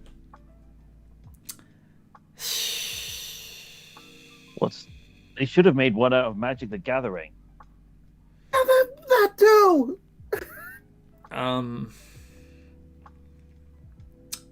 The only times I've ever seen Little Yachty was showing up in the music video for Speed Me Up. I I feel like even in the recordings, he wasn't really keeping pace with Wiz Khalifa or Dollar Sign. I don't know how he could be as an actor, but the other part of it is, I don't think we need a movie made out of Uno. That's like, we already saw what happened when they made a board, when they made a game out of Battleship. Yeah, no. Lest we forget about that one. Even though it had Rihanna in there. How you doing? I like the Rihanna. Except, here's the thing. I like most of Rihanna's material, but I'm not a fan of Work. I'm sorry. It's obviously not meant for me, but I can't get into that song. Understandable. It just doesn't do anything. And when Drake is the only reprising feature of that song, it's like, okay, we have problems.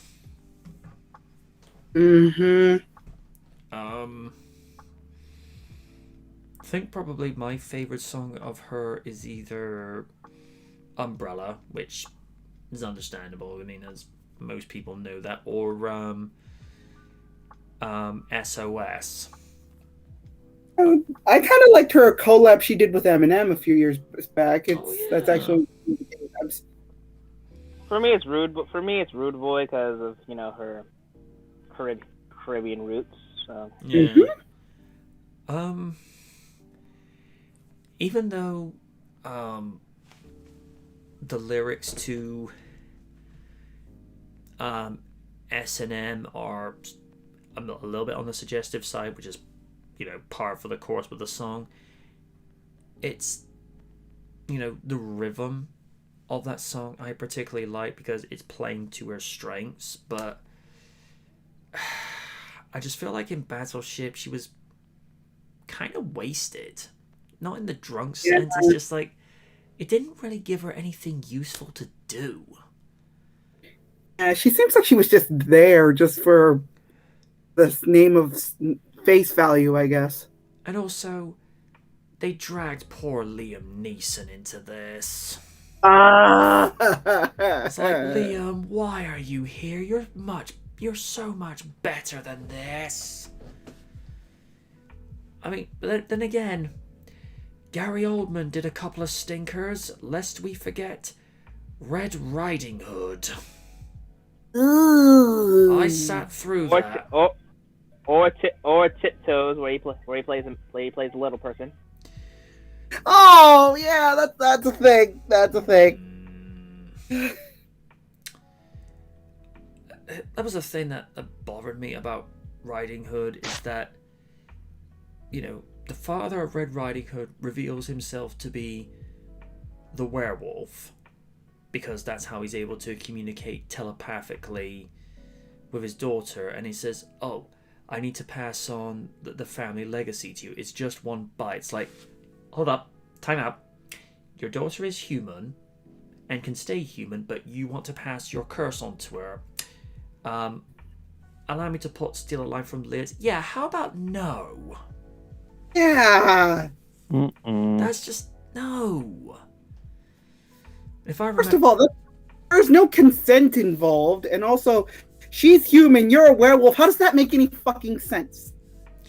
Shouldn't the curse passed on when your wife gave birth to your daughter?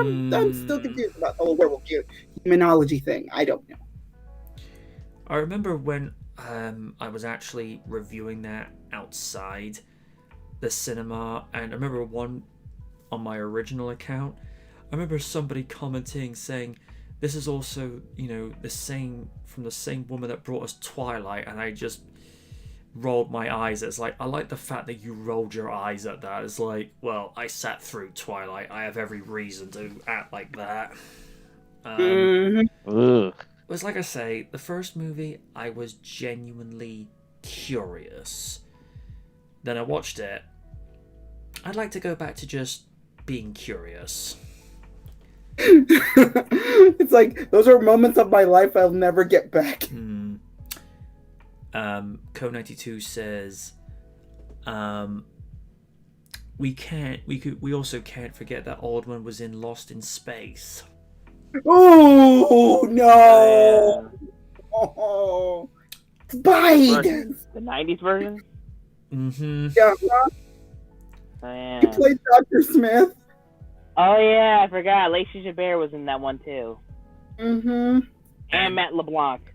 And Heather Graham was in that too. William Hurt. Ugh. Goodbye, wife. Oh, that's why. Oh. But then again, to be fair to Oldman, he has redeemed himself once or twice.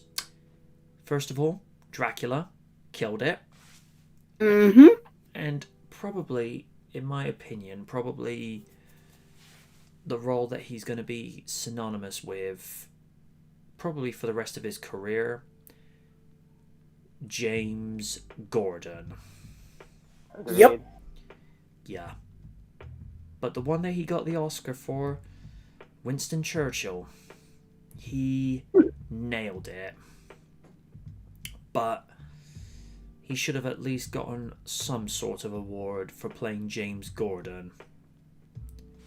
At least a nomination would have been nice. Yeah. No, acknowledge the fact that he was good because he was good in that role.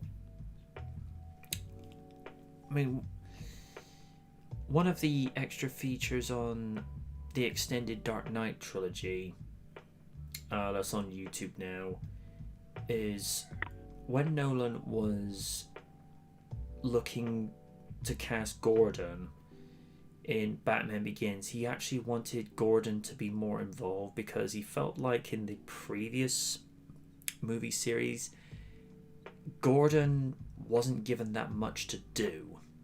Yeah, it's true. He was just in the background, lit up the bat signal and just let Batman do the work. Newsflash, Jim Gordon is a competent police officer in a good cop in a city full of bad cops. So why are we pushing him to the background? Oh, wait, that's right, because fuck you, that's why. I think the line that sells Gordon's perspective and the world that he's living in within Batman Begins, he just goes, I'm no rat, but in a town this bent, who's there to rat to anyway?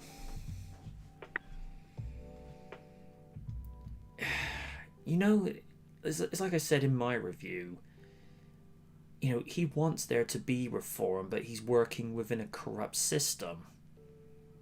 But then when you find that one lifeline where you know there's a way out, that's what you go do.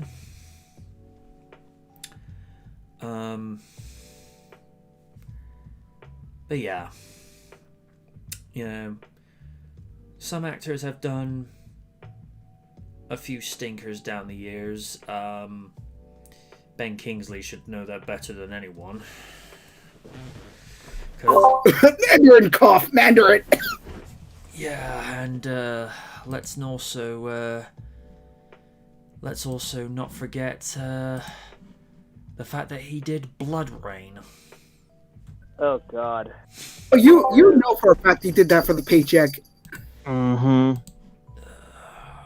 I've only ever seen clips, and the thing I can never get out of my head is like one of the last scenes where you see Kristana Loken just sitting in that chair at the end, just sort of gazing out into space. I'm like, girl, what you doing? The only thing I felt like they probably got right in that movie was Rain's outfit. Yeah. But that was it. And of course they did the sequel where it's like out in the Wild West, but it wasn't with Kristana Loken by that point. I'm just like, huh. And of course there was that weird, awkward love scene between the jail bars. Oh yeah, that shit was what the hell. It's like That made no sense. It's like they had no chemistry. Why? Then again, what do you expect when you got a movie directed by Uwe Boll? Seriously, that is a guy that people should campaign to not have, in movies whatsoever.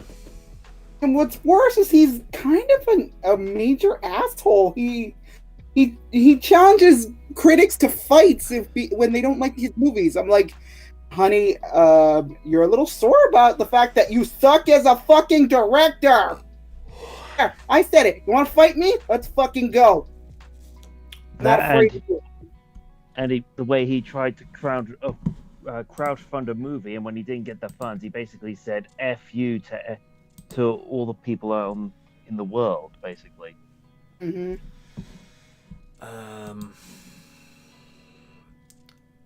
How can I put this?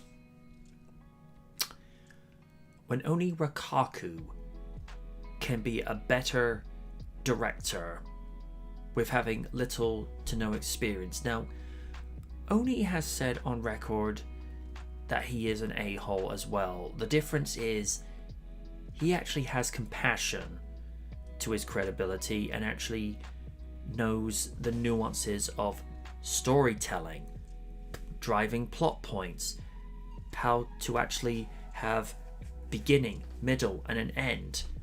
And people say, well, he only knows that because of wrestling. It's still a story to be told. You still have to write these things. Mm-hmm. Yep.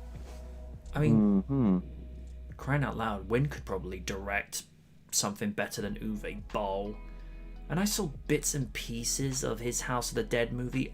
Zombies are not supposed to be that quick moving. Oh my god. Oh. I wish that on nobody.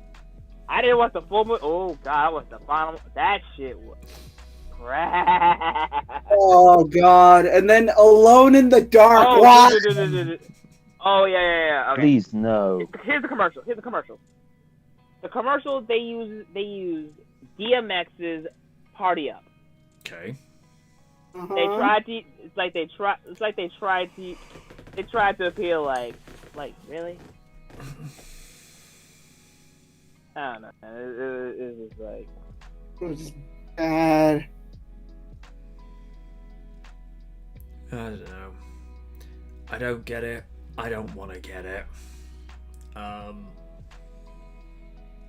mean, when Michael Bay has better sense of subtlety and nuance than Uwe Boll, there is a problem. major. Yeah. Now, to be fair to Bay, we crap on him for what he did with Transformers, but when you see him doing stuff like with Bad Boys or The Rock, he's in his element. He actually knows how to do things properly. The problem is with Michael Bay and Transformers is that he's not a fan of nerd culture. Travis Knight, he gets Transformers. He understands it. He loves it. Bay, for him, it was just a paycheck. And that is the problem. When you only see something as like, explosion means here, to an end. It's like, explosion here, truck jumping there, girl gets out on bikini and sprawls over the beach there, focus on that for 10 minutes, then more explosions. Ass shot. Yeah. Because come on, that's what he does. Frat boy humor, explosion. See, Facial stereotype for the win as well. here's the thing. If Michael Bay had directed, say, one of the earlier American Pie movies, he'd be enjoying himself way too much because he's within his element. But Transformers to have, Honestly, I'd take American Pie over the Transformers franchise. Well, except for Age of Extinction, because I thought that was the better one. But I'd rather take all the American Pie movies, and yes, including the ones without the main cast, over the Transformers movies. I like how in those straight to DVD sequels, the main protagonist is somehow a relative of Stifler. It's like, how big is your family? Wait, don't answer that question. And the only one. And and the the, fact and the only somehow one they who- get and- Jim's dad involved. Jim's not here. yeah, every time. I mean, Let's just be glad American Reunion happened, and it was actually a good movie. Mhm. I still can't believe. Here's the thing. The antics that Stifler did in that movie, when it was teenage Stifler or young 20 Stifler, it's still wrong, but it's something you could partially overlook because it's a bunch of frat boys acting like idiots. But Stifler in that movie had to be very early to mid-30s, and he's still acting like a teenage frat boy, especially when he goes to do what he did with the beer cooler. Oh my god!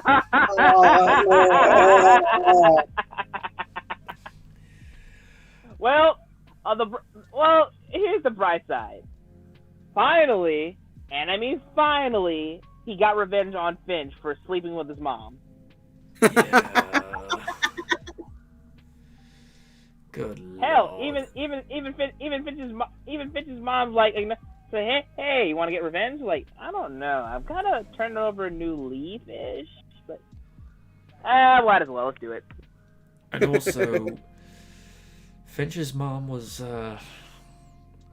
not so sore on the eyes because I think that was she was like a major pin-up for guys in the 80s. Rebecca Moore, I think her name was. And even in American Reunion, even I was looking at him going, how you doing? And then you see like the two other guys that are just looking at it going, MILF, MILF, MILF, MILF. I did feel kind of bad for Jim when he has that awkward moment where he's not only dressed in the gimp outfit, his wife is crapping all over him, and then the girl he used to babysit is getting all personal, and it's just like, yeah, this ain't awkward. Especially when you have that one scene much earlier in the movie where Aaron Izzo goes, yep, she can certainly still get it. Especially that earlier scene in the movie where he's driving her home because she's wasted off her head, and she decides to get a little too forward with Jim. And it has to be said, put yourself in his shoes a second. You're in a car with somebody that you used to mind over, and they're getting a little too inappropriate. You're like, can I get out of the car now? This is making me feel very uncomfortable. I mean, it's one thing if you've only known them as a young adult, but when you've known them since when you were babysitting them, this is like, I don't want to do this. This is making me feel awkward. Yeah. I have a story of a similar situation with an acquaintance about that, but I'm not going to say that on the air because no. I might have told this story once before, but I'm certainly not going to tell it on air because it's one of those people don't need to know about it. Yeah. And we went way off topic. Uno movie with Lil Yachty. Big ass mulligan. Not gonna deal with that. We don't need a movie about a game of cards. It's one thing if, let's say, they decide to have another stab at a live-action Dungeons and Dragons movie, but do it right this time. if they Don't decide, cast Marlon wins. or if they decide, to do a live action version of Monopoly, but not do the Disney version. You know what I mean? I see what you did there. Yeah, I'm not gonna watch this. I'm not gonna buy it on DVD. I'm not even going to illegally download it. I have better things to waste my time, my money, and my sanity on. You mean you had any sanity? Clearly not with you. Ooh. Love you, Oni.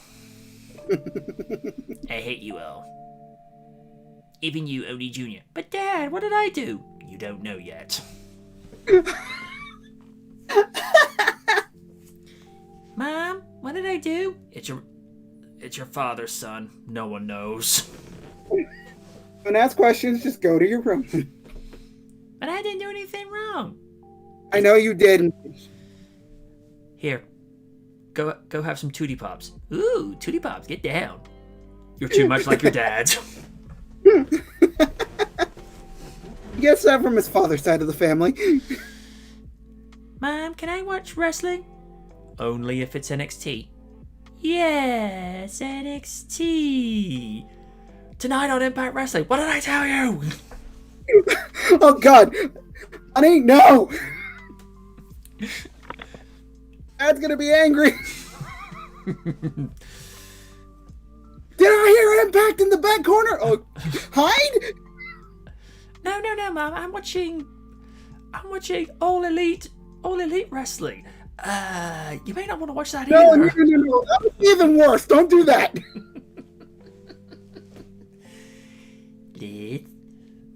Only with the twitching eye. Did he say All Elite Wrestling?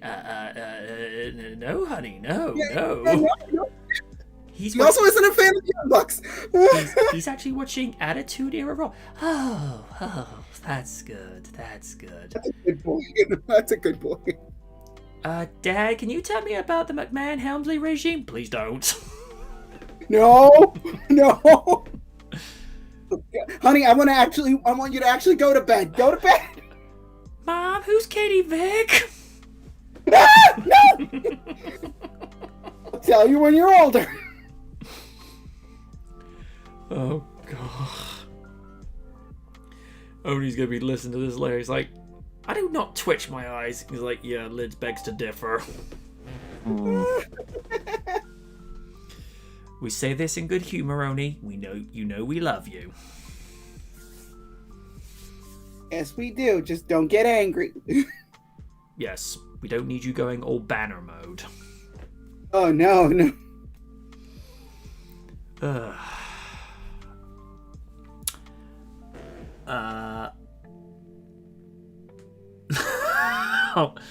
Aaron goes, I don't know what I'm listening to right now, but now I want an Oni and Fam sitcom. Ah! Do not encourage that, please. Raging Times at Oni's Ranch. No. Make it a Twitch TV exclusive.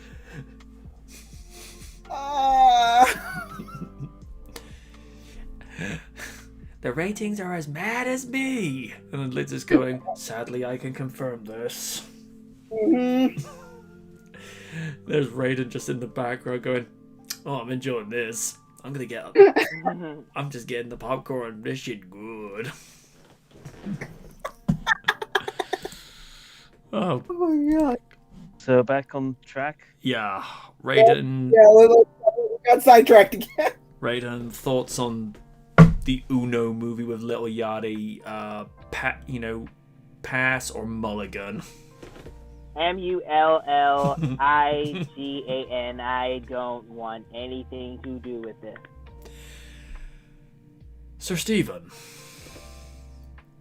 There's one name there that really just makes me wonder what the hell they're doing with that company.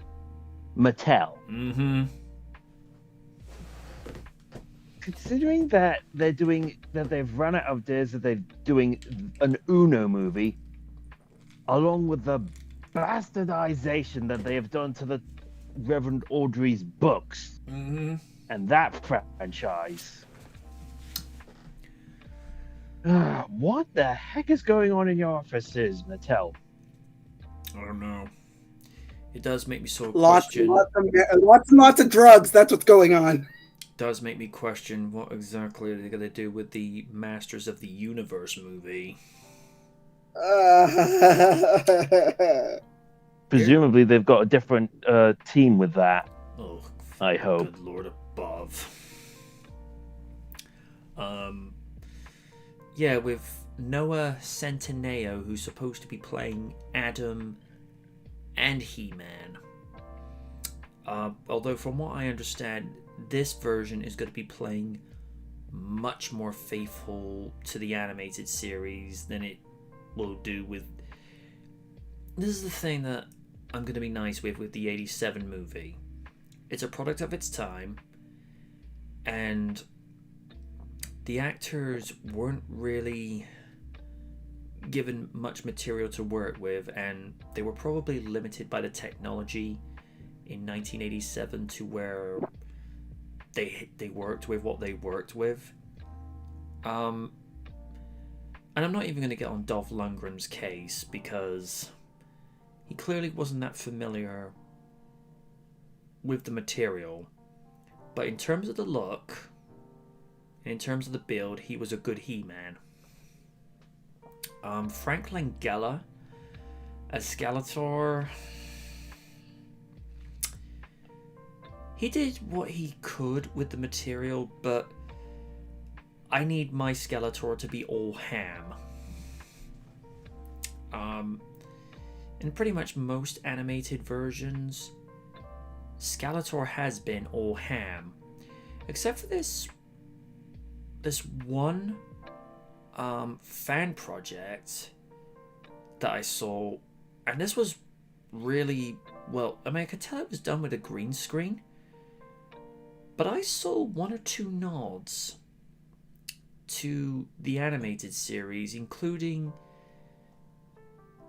this one moment where He-Man is carrying Teela home, and they actually lifted the lines from that ending piece in there. And let me see if I can fish that one out, because I think it was called like Secrets of Grayskull. Let's see.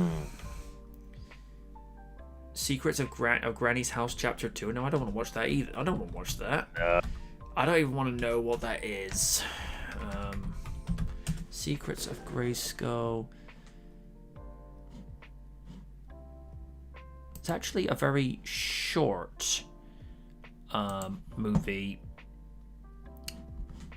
Probably not going to see like the whole shebang of it, but it's one of those, we'll see like the small gist of it just to sort of get a feel. And oh yeah, I think we've all... Liz, did you say your piece about the Uno movie? I didn't, but I think my laughter says it all. I'm sorry, I'm not giving this a chance because it's a freaking movie about Uno. Nobody's gonna watch a movie about a card game, unless it's Yu-Gi-Oh! Or Magic the Gathering. I'm sorry, no, go away. Also, I don't even know who the hell this guy is. I'm sorry, that rapper, I'm not fluent with his music, so I don't know who he is. He was... You're better enough not knowing. He was the one that was doing the mumble rapping in the music video for Speed Me Up. Oh, mumble rapping, good, I don't want it. He also played Green Lantern in Teen Titans Go the movies. Yeah, definitely. I'm sorry. I don't have a problem with new music. It's just I don't like mumble rap. It's incoherent and it doesn't make sense. Yeah, I I feel like the words to be understood. I like the lyrics to be understood. I'm sorry. Oh. Aaron's just said it right there. These are the same peeps that greenlit Thundercats Roar. We don't talk about that series. Yuck. Yuck. Well, I'm at 0. I'm at 0. Hold on, let me get So am to this I. thing. Ooh, new trailer for Godzilla vs. Kong. Ooh.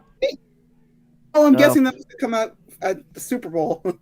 Nah, it was a Japan trailer, but probably safe to watch that after we finish streaming. Sounds good. I'm at 0. Same. I'm ready. 3, 2, 1. We have the power. Play.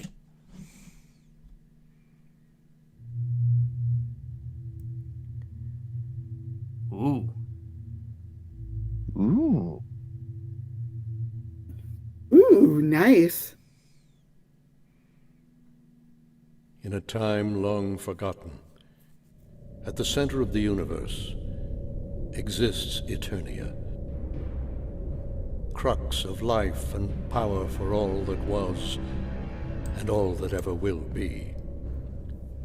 Eternia's crowning jewel, Castle Grayskull, Oh, wow. sits hidden from most, Ah, cloaked in okay. mystery and majesty, That is protecting the nice secrets of the artwork universe right there. from those who wish to claim it for their own. And Now good the CG goodness too. that reigned for countless millennia has been nearly defeated by dark and sinister forces. Only a few courageous souls stand in evil's way to prevent the complete fall of Grayskull. I do actually And like here- in the 2002 series, they actually give an origin of Grayskull. Mother, why Oh, are you yeah. telling me these awful things? I have foreseen it, my dear Tila. It is my destiny to soon leave this body and become one with the universe. No. Yes, Tila, and you will take my place as the sorceress of Grayskull. I can't. I'm not you. I don't know the first thing about your powers. You are the Wasn't sorceress. this supposed to happen and it in is Masters your of the duty Universe to Season protect 3? Castle Grayskull. I Yeah, I believe yeah. so. Powers and secrets. Also, the one they've got playing Sorceress, that's fairly animated series accurate.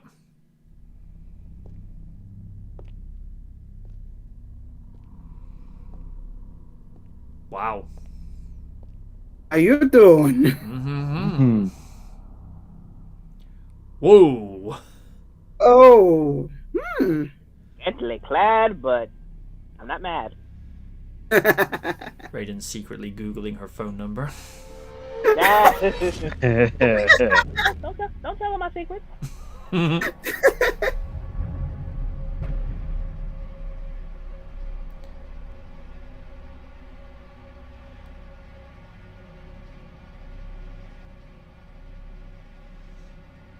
Whoever the actress is, she definitely got in shape for this. Oh. You know who this is. Oh dear. Even Lynn? No. Nightshade. Oh, Oh, yeah. it's you. Well, did you find your stupid crystal thing?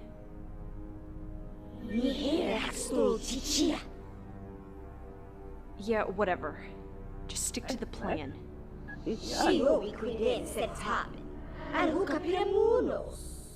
Listen, Shadow Weaver, it's really Oh, none Shadow of your business Weaver, what I'm beg your doing. pardon. Shadow Weaver. Oh, yeah, Just from stick to the She-Ra, plan, right? Okay? Yep.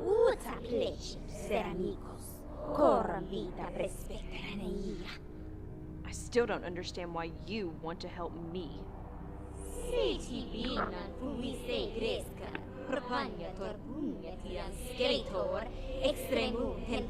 He is known for doing that. Yeah.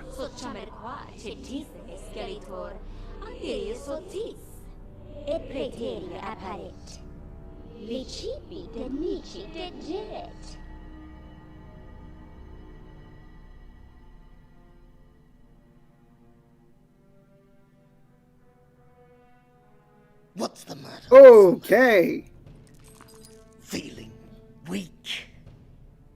I don't know, Triclops. I think he still has a little fight left in him. Why don't you break out of these chains? Let's have another go at it, shall we? Oh, that's right. You can't. Your power's all gone. Enough!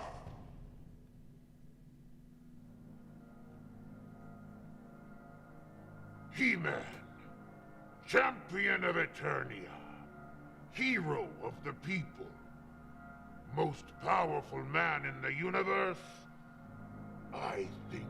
Ooh. Power. You want to see true power.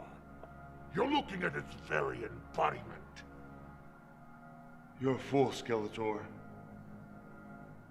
Such brave talk for someone so Oh, okay. You are the fool. A fool for thinking anyone could stand between me. I don't hate the Skeletor. I don't. It's pretty much animated series accurate. Is your own destiny. Except for the He-Man. The destruction of all Eternia. Destruction. I'm going to be supremely evil. I am Lord. You're actually gonna go to a Spice Girls concert? Okay, not that evil. Hey, Tila. Mother, I wish you were here.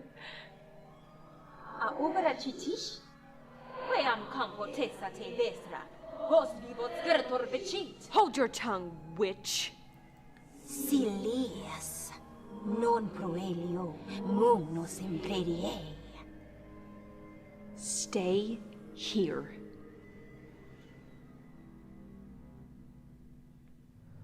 Evelyn, the amulet. Whoa. Ew. Finally, after so long, the amulet of the elders is mine. I'll bet you thought it was only a legend. When did Triclops become a Cockney?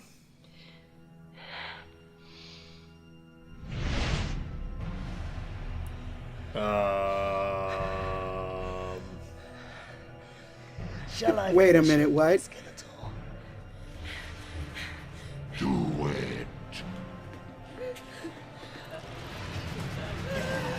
Ooh. Ooh. Ooh. Damn.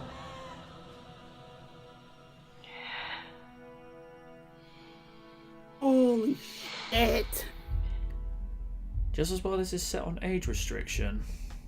Mm-hmm. Is it just me, or is Tila's outfit reminding you of Princess Leia's slave outfit a little bit? Oh, it's got A little bit.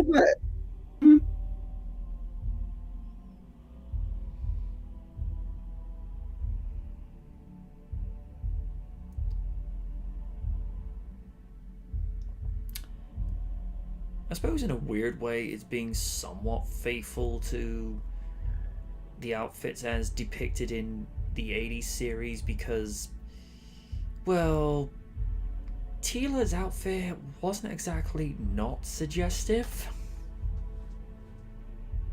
I mean, I like the fact in the 2002 series it was a little bit more modest. Also, you can tell that background is green screen. Yeah. But I will say, First notice. it's done very well.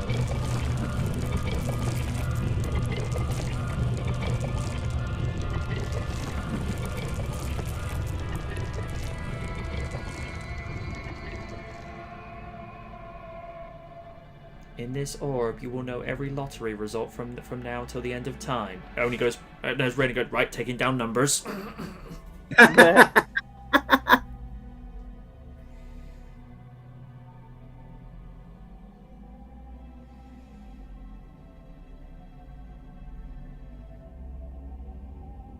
Tila. Mother? Oh, Mother, please help me. Skeletor has defeated us. Skeletor has not won yet. But he has. He sits on your throne. Without the right person to sit in it, a throne is nothing more than a simple chair. Well, I'm certainly not that person. Wrong, Tila. You are exactly the right person. But I failed you. I let Skeletor inside the castle. And you will help drive him back out again. You haven't failed anyone. Not me, not He-Man, and not yourself. I wish I could believe that. I just don't think I'm special enough to do what you do. Oh, Tila, you are very special, and you will never, never know just how special you are to all of us. And I am very proud of you. Oh. I have always been proud of you, ever since you were a little girl.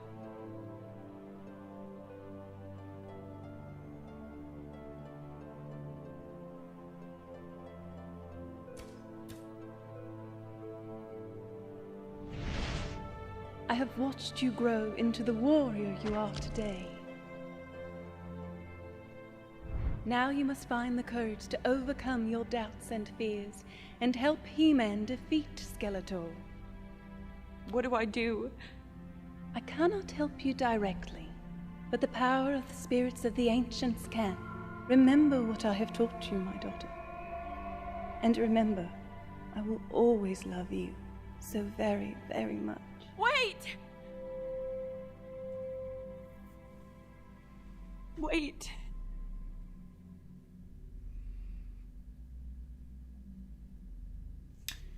I'm actually seeing genuine talent there.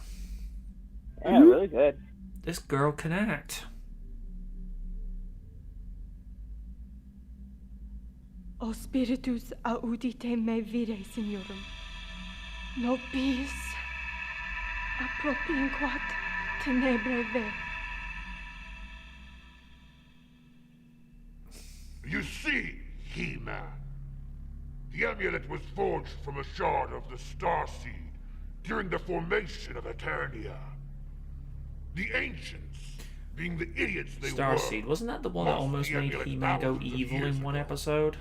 But now it's mine, as are you, believe so. the secrets of Grayskull, and all Eternia. The universe will not allow you to hold the essence of the elders. Oh, whoa!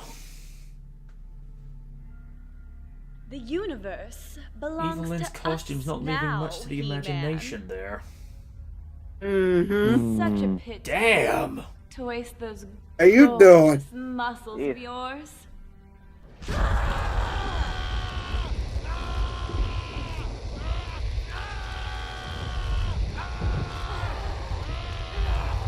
Would I be right in thinking she's more or less dressed like a belly dancer there? Yes. Yeah.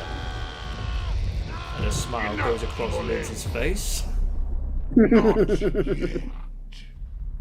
I want to soak this in. Skeletor, knowing what you're into, I don't want you to soak anything in. And I wish to relish my moment of glory. Yeah! Skeletor, please stop this insanity. I will not stop. It is my destiny to become master of the universe. Mastering others may show physical strength, but mastering oneself, that's true power. True power that you will never possess. I will possess yours. Well, shit, that's not good. Ooh. Oh boy. And looks can kill. Also, Skeletor never had eyes in the show. Oh. Unless you count the new adventures of He-Man. That one's a guilty pleasure.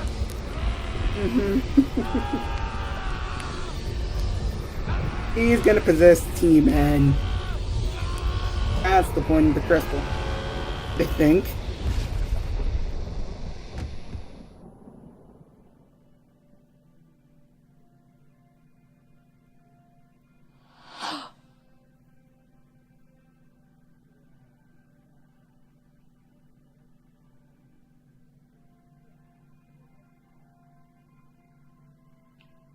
It's Prince Adam! Really? Well, This is quite an interesting turn of events. I've captured Grayskull, destroyed He-Man, and finished off the remaining member of Randolph's family. All in a single day.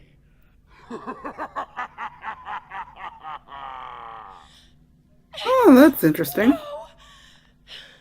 It's Tila! Get! Damn it, Tila! Keep your mouth shut! What? Triclops, bind her. Well, she got a little over emotional, but still, stick to the damn plan!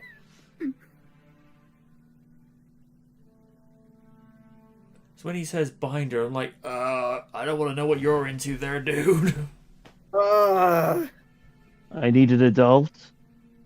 And I unfortunately, don't think anybody's an adult here. I say, let me have some fun with her. No. No. No. No. No way. I bagged her. She's mine. I need an adult. I need an adult.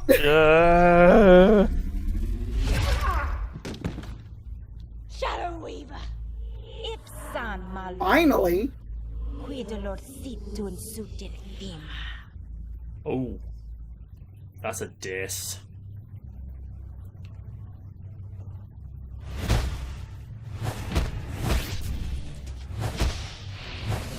Isn't it weird that Adam, the acting talent that's playing Adam, Skeletor, and Shadow Weaver are the only ones who are all modestly attired? Powerful.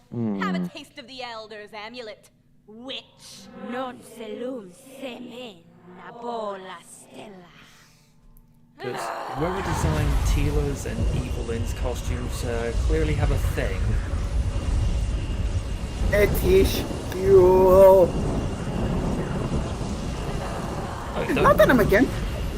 I mean, don't get me wrong, both of them are. Well, the actress who's playing Tila's a little bit more talented than Evelyn.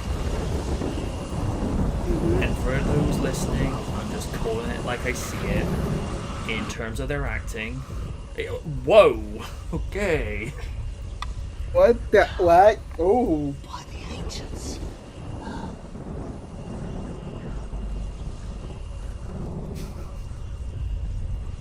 Earth is that guy trying to do?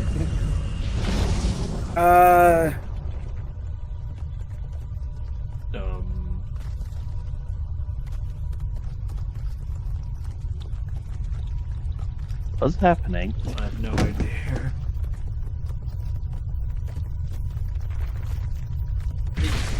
What? Okay.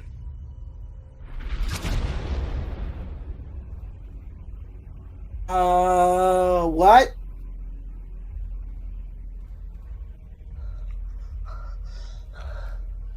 Who the what? Grayskull. Holy shit.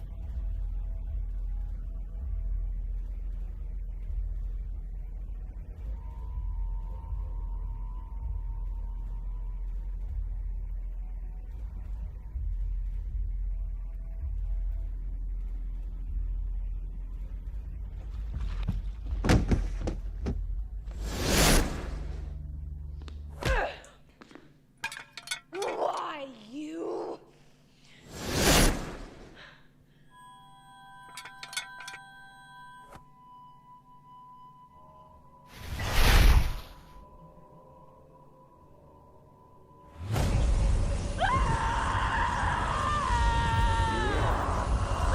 Ooh. I'm sorry, what?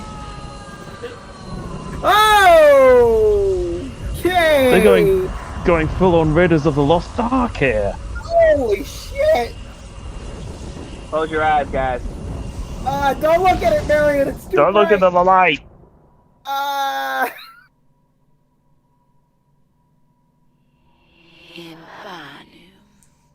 Ooh.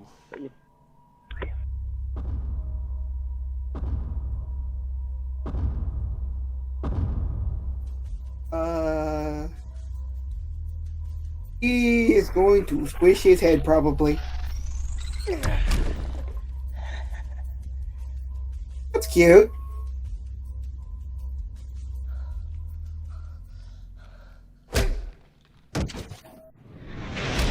Oh! He just bitch slapped him. Ooh.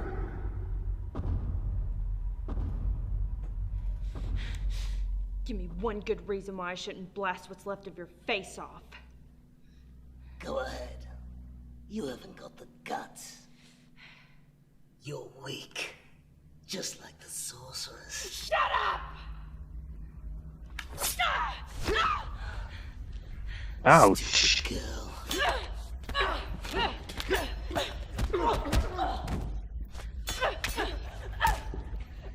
He's captain of the palace guard for a reason.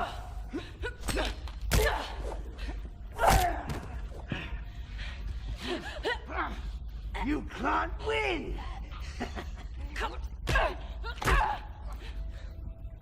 He-Man is dead. Is it just me, or is this guy coming across as really ham? Yeah. Do you want some cheese with that ham? Time to join the rest of your friends.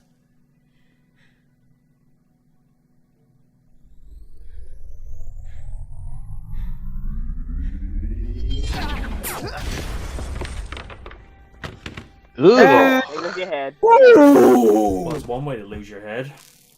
Oh. What sort of pathetic attempt is this? I, Skeletor, am now your master.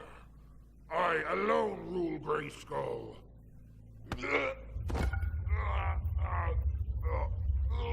Oh, that's cute, Skeletor. Real cute.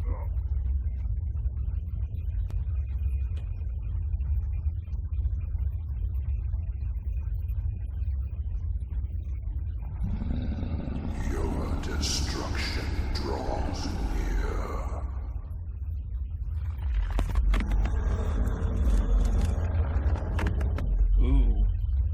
Ooh, that's what?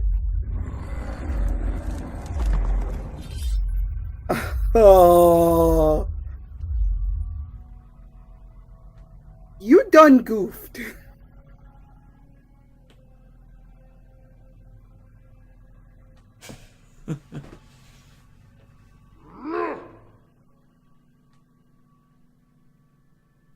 He's behind you, isn't he? Surrender, Skeletor!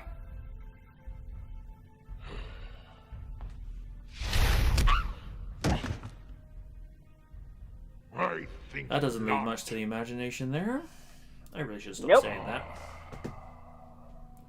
Although, it's just the way the outfits are done. It's like, you know it's done for the fanboys, and in Lid's case, the fangirls. It was inevitable. I am now master of the universe. I was chosen by destiny to receive the powers of Grayskull. All you pathetic people are nothing to me. I am the only one. I am the Almighty. I am the universe! Careful. Oh! What? Okay. Every being in existence. Sword brought him back to life. Yay! I'll never kneel to you. By the power of grace. I thought you were dead. Oh my god, you. Hey guys, sorry I'm late. Hey. I can only be here for like half an hour because I got a doctor's appointment today, and so I was just I spent all this time getting ready for that. That's fine. Okay. So what have I missed so far? We're just at the end, more or less at the end of a fan movie of He-Man. Oh, okay. Also, somebody's making an Uno movie. All right then. I guess that's gonna be a thing now. Wait, wasn't there supposed to be a Tetris movie also by the creator? Yeah, that's the rumor I heard. by the producer of the Mortal Kombat the original Mortal Kombat movies and Food Fights. Oh my god, no. Oh, that I didn't know. No. Oh.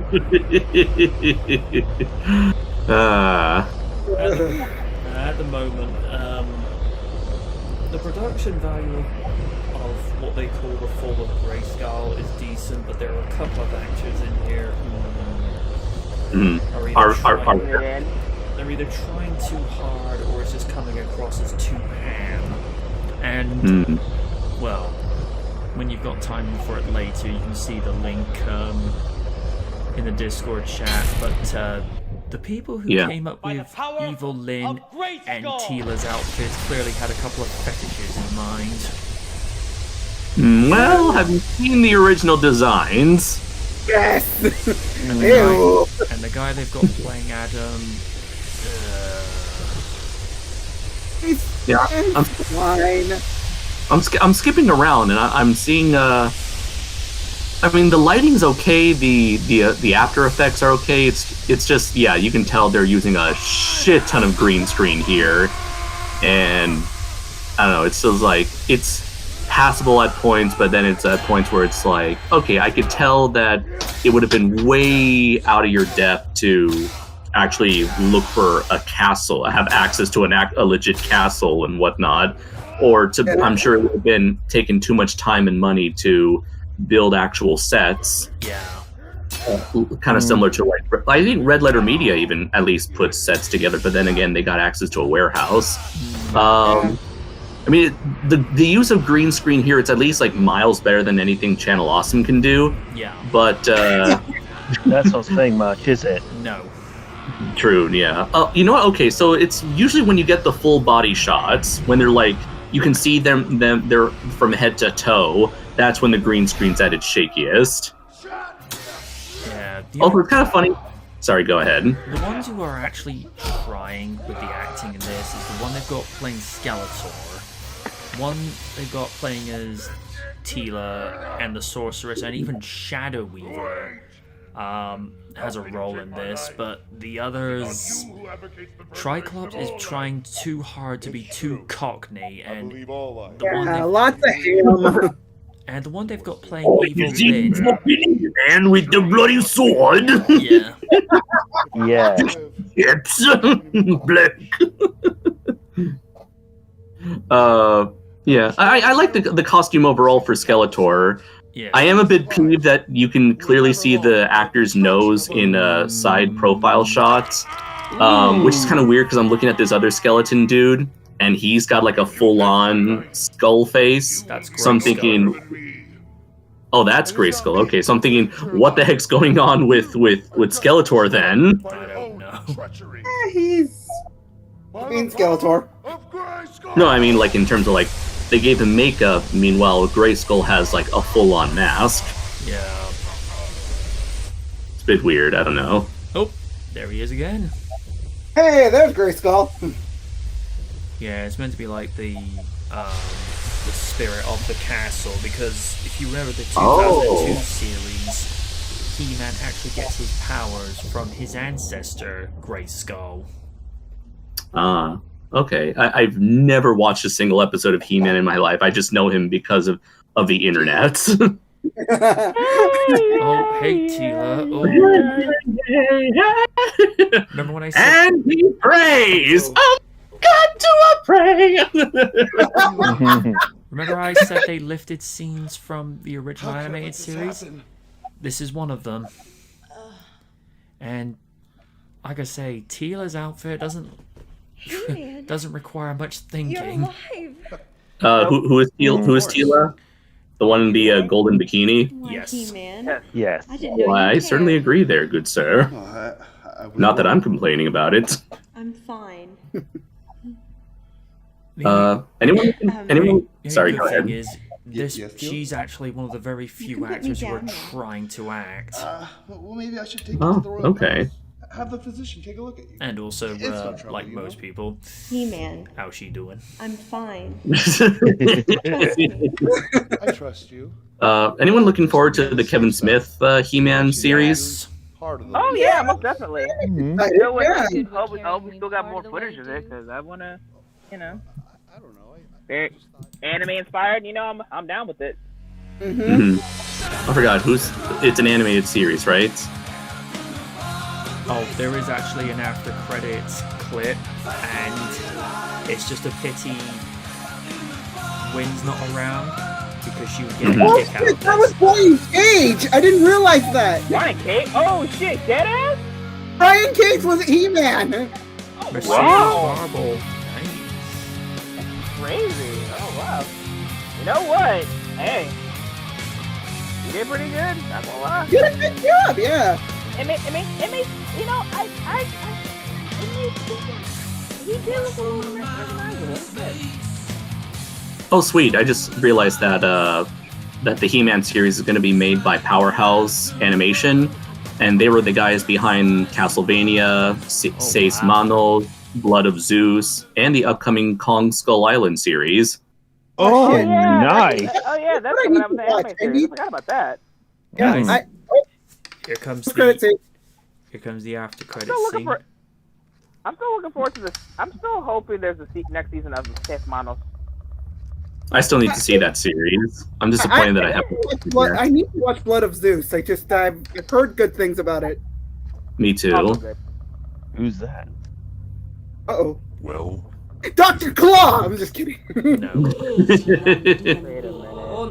It was me, Austin!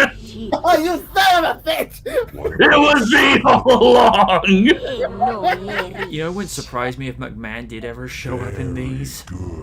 Wait a minute. If I mean, that's Shadow Weaver. I mean, I think I know who that is. I mean, the cast of WWE already look like He-Man characters. Funny you mentioned that because I know who this is. I know who they're bringing in. Yeah. Yep. Force Captain, prepare the dimensional gate. Yes, Yeah. mighty one. Oh shit, She-Ra! And that the one he was talking to, that was definitely Hordak. And look who the narrator was. Alan. Okay. That makes sense. Castle Graceful, man. Yep, of course it was Brian Cage. I like how it's hair metal at the end. Yes, of course. Okay, I gotta say, not too bad. Not too bad at all. That was pretty good. Let's have a quick look, see what the comments are like. Oh, wow. Oh.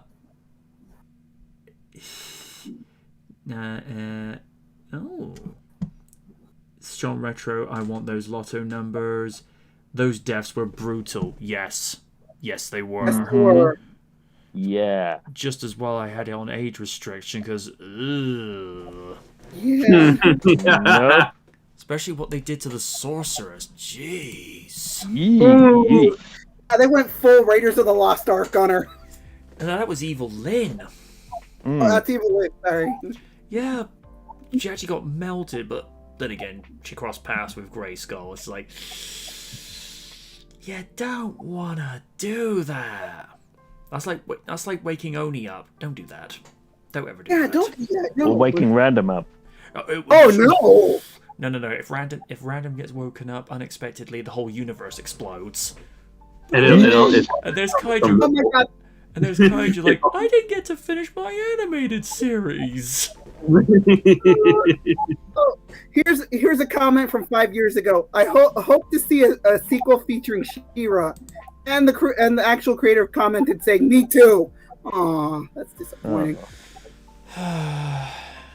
Like I mean, it wasn't terrible. I really like this. Yeah.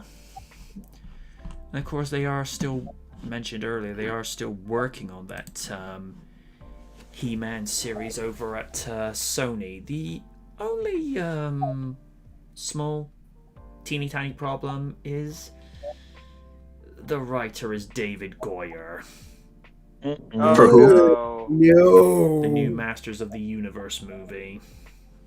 I'm not looking forward to that. Not the new series, the movie. The movie, yeah. Okay, I didn't know there was a new movie. I thought they were just content with just having the series. No, the series is being done by Netflix. The movie's being done by Sony. Oh no! Oh no! It's like it's just like Mike Stokowska from Red Letter Media. Oh no! You missed something good. No, no, no, no, no, no, no, no, no. The only thing I can tell you with regards to the cast is that as Adam and He-Man, they've got a reasonably unknown actor, but who does very well in a Netflix series. Can't remember the series per se, but the actor in question is actually highly rated. Noah Centineo, and he's who they've got for Adam and He-Man. But apparently, as Adam, they're keeping him as we've known him in most incarnations, where he's moderately built. But as He-Man, they're gonna go like the whole full 9 yards and have him built like a brick shithouse. But apparently, no, they're not gonna have like CG done, which, to be fair, they'd be able to do that reasonably competently, considering they actually managed to superimpose Chris Evans' head onto a skinnier body double to. Because here's the thing, Evans was already built up as a Hulk-sized beefcake, as I remember one reviewer saying, but then the actual visual effect was putting his head onto a smaller actor's body just to sell the whole thing, because they thought him being all muscled up was the CG. It's like, no, it was like the smaller version. Thing is, though, I think Masters of the Universe was either set to come out last year or this year. But apparently it's going to be much more faithful to the animated series, because the 87 movie, it was what it was. It's just a product of the era it was in, and as we were saying earlier, I don't blame Dolph Lundgren for the performance he gave. He was working with the material that he was given, and as in terms of the actual build, that's a reasonably good look for He-Man, but it didn't have the type of dry wit that the animated series version had, or to even the version that Cam Clark did in 2002. The only difference between those two animated series is in the 83 version, the irresponsible Playboy prince, it's an act, as in a similar way to Bruce Wayne in Batman the Animated Series, whereas with the 2002 version, and Raiden and Liz can vouch for me on this, the Playboy thing is not an act. He literally is a complete asshat in that series. It's only as He-Man he actually garners the air of responsibility every time he turns into He-Man, and has to be said, Cam Clark sold that performance like a champ. And the guy who they got playing Skeletor, he definitely learned very well from Alan Oppenheimer. He channeled the ham. I really enjoyed Gary Chalk as Man-at-Arms. Yes, so did I. But to be fair, he's known for playing these very good mentor figure roles, considering the amount of times that he's played Optimus Primal and Optimus Prime respectively. He's just good at what he does. Plus, I'm friends with him on Facebook. Yeah. He's just very good at what he does, and of course, as most people know, he had a cameo in Sonic the Hedgehog. Because those that remember, he was not only Grounder in Adventures of, but he played Dr. Robotnik in Sonic Underground. Wow. And a funny bit of trivia, he was also in Godzilla 2014. Huh. Really now? Yeah, I think it was during the opening sequence, during the meltdown at the nuclear plant. He was one of the technicians, and you see him with Bryan Cranston's character. We've got a new viewer in the chat. Connor Flynn. He says, "Yo yo yo, 8. How is everyone?" Hey. Pretty good. Good. Watching a little bit of the Super Bowl, and after everything's done, I will make more food. So how are they doing the Super Bowl? They're still in Florida. Got like 20. I think they have like 25,000 fans instead of like the max. Full capacity. Oh, so they actually are letting people back into the stadium. Yeah. Oh, okay. Not too bad. Because it's different over here with the Premier The League World Cup. and Rugby Union, because they're not letting anybody into the stadiums, because what they're doing is they're still playing the games, but what they have is like canned cheers and canned booze. Oh. Well, let's just put it this way. It's a little less jarring rather than having grunting every time they kick the ball. Like, like how when the microphones in tennis games are that close on the tennis court, when you hear ugh. I remember one guy commenting on one YouTube video, it's like, should I be getting turned on by this? Yeah. You should. Oh man, if you want to hear that, go to him. I think search American Dad Steve versus Maria Sharapova, and the way Steve moans is like, I'm like, stop it. That reminds me of Honest Trailers when he was oh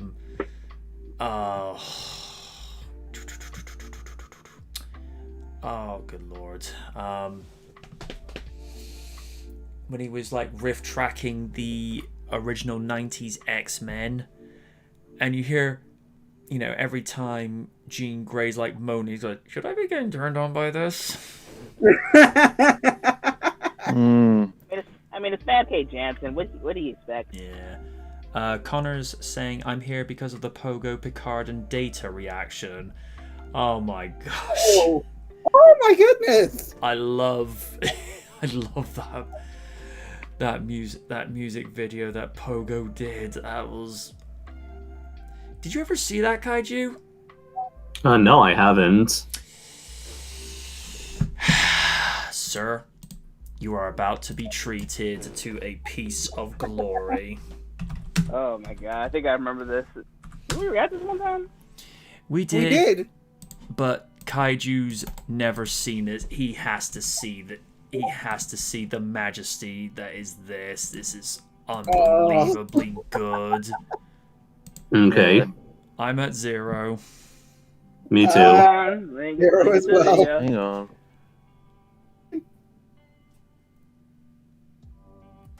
Oh yeah, better turn the lo-fi hip hop off a second. Oh yeah, I remember this now. 3, 2, 1, play.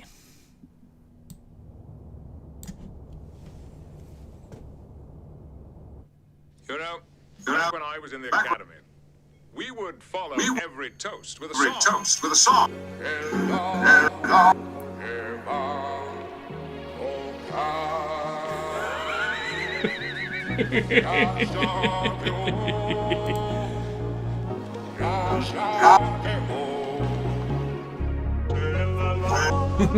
Oh yeah, that I remember.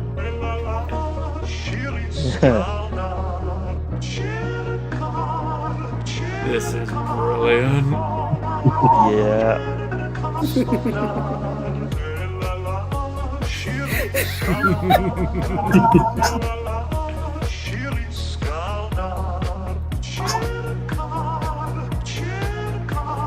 Can you believe? All done on green screen.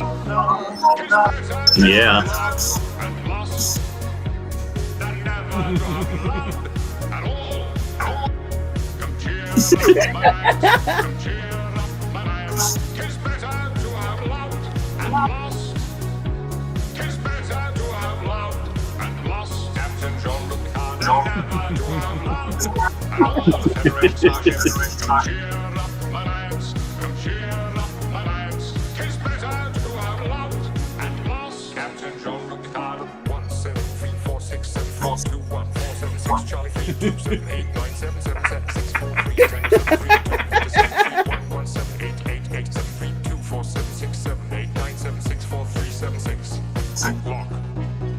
I have plucked the rose, G.O. Grey hot.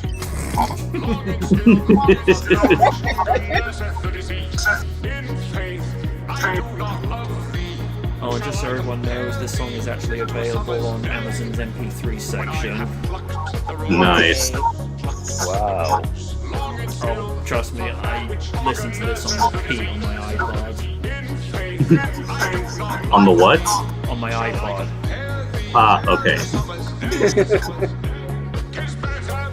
Like on the feet, I mean, I've heard it on the shitter, but... You guys don't listen to it on your Zune?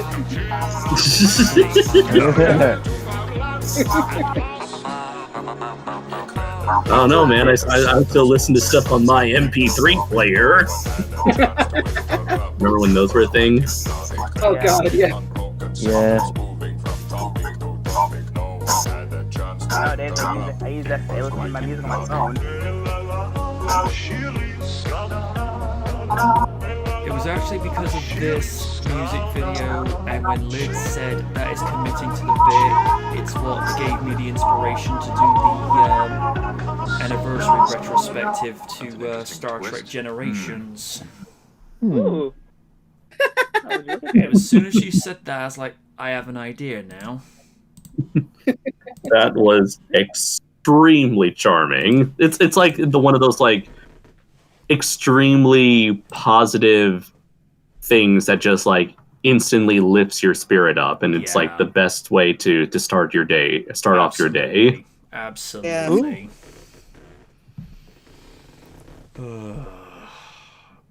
Yeah. Because he put like that much dedication in that, with not just the uniforms, but using the same skin paint that I'm really stuck on that actor's name, the one who played Data. Brent Spiner. Thank you. Because he put that much dedication to that, I'm like, and then Lid saying that is dedicating to the bit, I'm like, oh, an idea just popped into my head. Because I don't think you saw the retrospective to Star Trek Generations, did you, Kaiju? I saw the retrospect. No, I haven't. Basically, when I did the 26th anniversary review for that last August,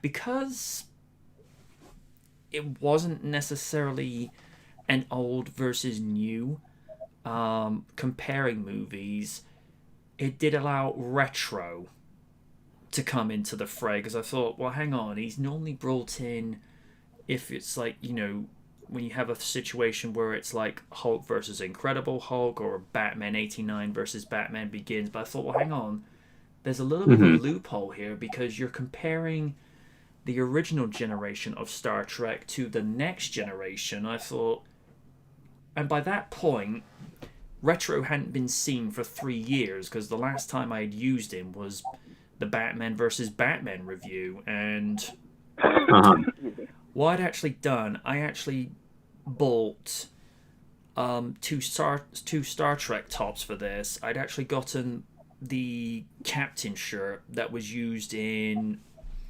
the second Star Trek movie that they had done under Abrams since the reboot. And I didn't get a replica of Picard's uniform, but I got a hoodie that was close to it, and the reaction on Raiden, Lid, and Steve when they saw like the first shot of Retro with the Chris Pine uniform, and then cut to modern, and I'd actually if you remember, I actually shaved my head for that. They're like, I remember. It's like Raider's like, Yeah. Raider's like, wait, you actually shaved your head for this? I could have sworn you've shown you. I could have sworn you've like taken pictures or something and shared them online prior to that. I'd shared that to you and Win, yes. Oh, okay. But Raiden, Lids, and Steve, they had no idea. Yeah, that surprised me. I'm like, whoa, wait a minute. Yeah. Well, since we're here, hang on, let me see if I can dig that out a second. Mm-hmm. Let's see. Open is the first. Yeah, it's the first one that comes up, in fact. Let's see. Hang on.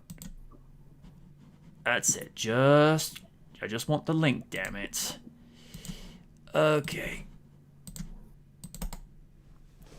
Here we go. Let's see. I have time for this. Well, watch Oh, what. no, I don't. Sorry. I only got about like 10 minutes left before I have to go. That's fair enough. Mm-hmm. So I'll let you decide what you want to do.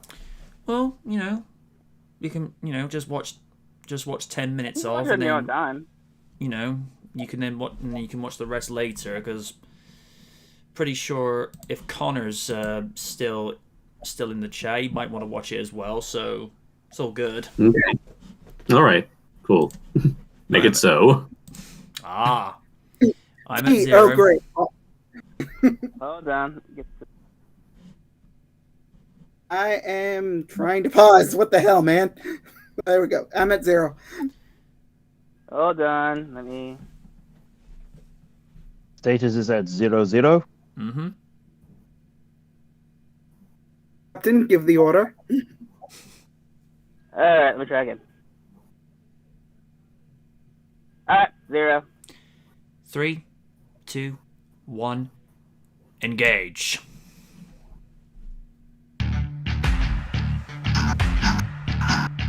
Highly illogical. Shit wrong theories. Oh, God, no.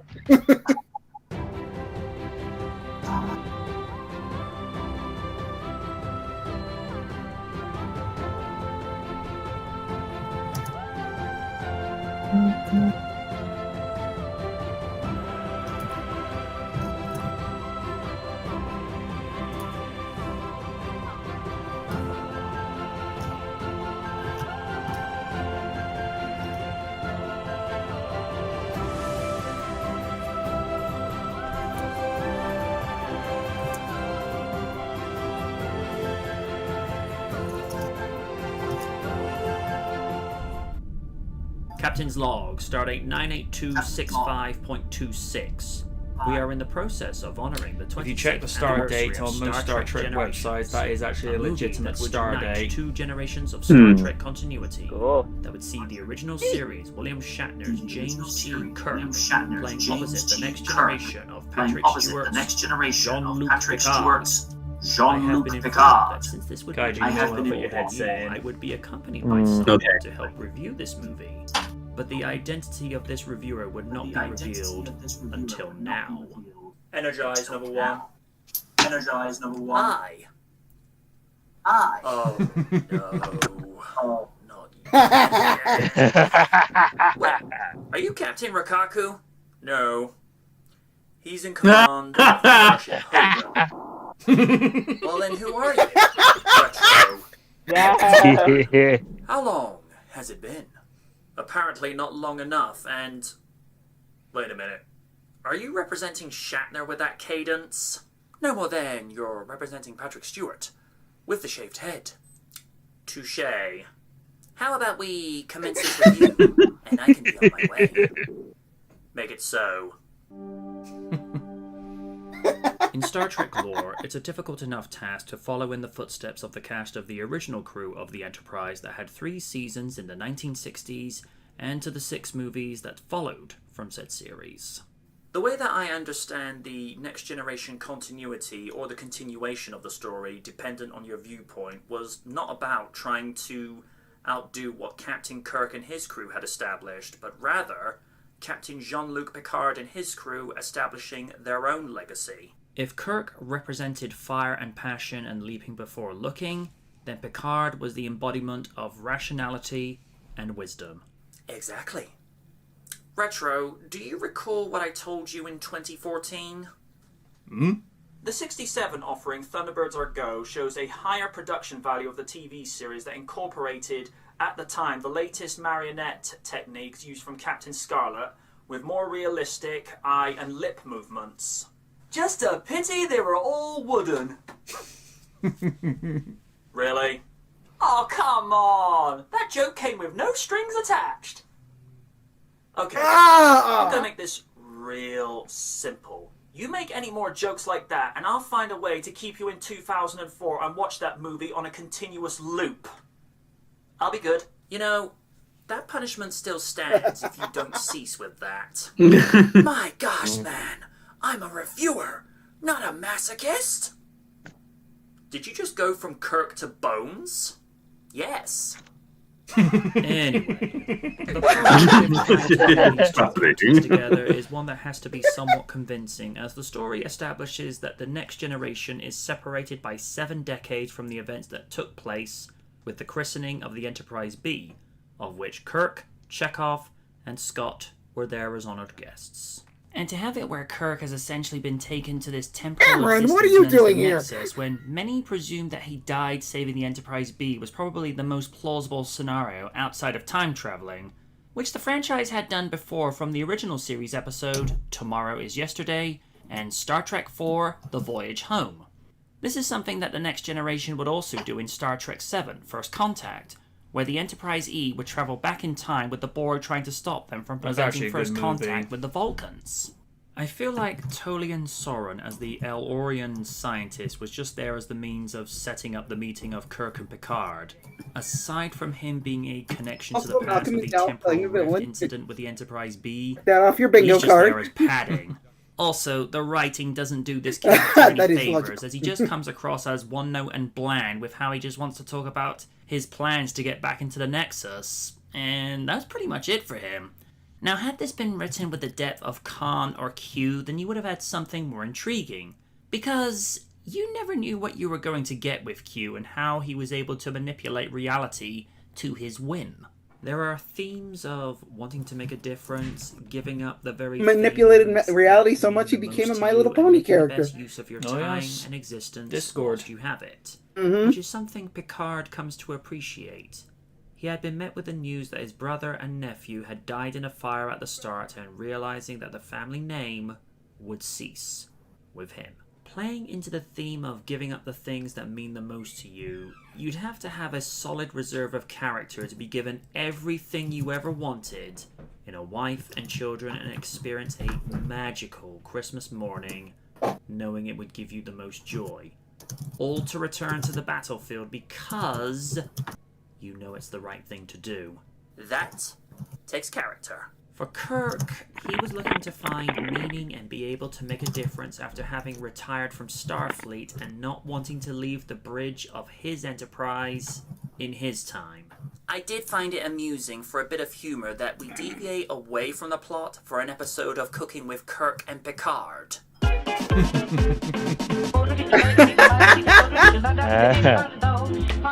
I wonder if he'll be making eggs Benedict with a cup of Earl Grey, hot. I like the shameless plug. Despite the limited screen I time was that actually both drinking captains Earl have Grey together, tea. the writing provides a lot of good moments and banter between Not bad. them. And I wish it would have been a little bit longer, because it would have been amazing if Kirk had been able to step aboard the Enterprise D just to see what the future would have held for the lineage of the name of his ship.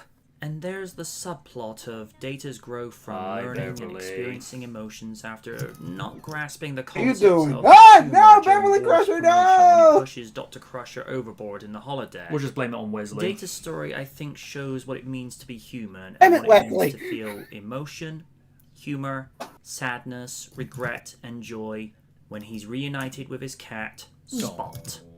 It's that sense of how to maintain these emotions while also acting accordingly in your line of work. And I think a lot of people can relate to this. The writing I can't believe it's generally not is Navi. pleasing. I think had the angle of Sauron been improved, then we would have had a much better story. Since this has such an ensemble group, we're going to be focusing on the principal cast members since there's so much to unpack from this. When you look back at the Next Generation series and these movies, no one could have played Picard better than the immortal Patrick Stewart. Each of the principal characters go on an emotional journey throughout this story. Stewart really shows the less than seen vulnerable side of Captain Picard when he's given the tragic news of the death of his brother and nephew from France, and realizing there will be no more Picards, as he is the last to carry the family name. What can you say? Shatner is Star Trek. People may have exaggerated. All right, gotta get going now, guys. All right, man. From The Simpsons. All right, Ace take care, Ventura. everybody. You And too. great You work too, so far. No one Kaiju. understands his character. And great work so far on the review from what I've seen, You man. enjoyed that way too much. All right, But of course. peace. Bye. Later. William conveys the sense of what Kirk feels when he's had to retire and feels something is lacking when he's not able to make a difference. The way he interacts with Stewart's Picard is something that most had wanted to see when Next Generation debuted in the late 80s. It is true. Two generations of captains uniting to make a difference. Star Trek. A shadowy flight into the dangerous world of a man who does not exist. Retro. That's Knight Rider. Why, yes, it is. Imagine Shatner as Michael Knight. Not really. Spiner is Oh, Kit. The story of Data is something I think a lot of people can relate to when they're not able to comprehend certain levels of humor. It's in a similar vein for some introverts that will hear a joke that is amusing to others, but are not able to grasp the joke, even if it's Also been known as explained to Sheldon. them. But then again, if a joke is explained to you, the joke is dead. I've only ever seen this actor in one other movie, and that was Tank Girl. The less we He was say about also, that, the better. And even in that movie, he uses the same range, He was also pitch, and Metallo in cadence as he Superman does the in this Animated movie. series. I Oh, that's appreciate right, if you're good yeah. at something, you should stick to And it. But via fucking the same Gargoyle. token, you should Oh, vary your range just to yeah. show you can be versatile. Oh, no, that was And Brett in this Spiner. movie, Brett Spiner McDowell was... just comes across as bland, boring, and uninterested with his performance. Yeah, For you're the good. limited screen time she has, Whoopi Goldberg gives a good Yeah, performance Whoopi! as she reprises her role as Guinan as the only other link to the past with pivotal information about Sauron and the Nexus to Picard. The rest of the cast, from James Doohan, Walter Koenig, Gates McFadden, LeVar looking at my Barton, hair, Marina how Sirtis, messy and that Jonathan is. Frakes all turning great performances because they know their characters inside and out. And if you have a keen eye, you can spot Jeanette Goldstein as the stepmom from Terminator 2. Tim Russ would go on to play Tuvok in Star Trek Voyager.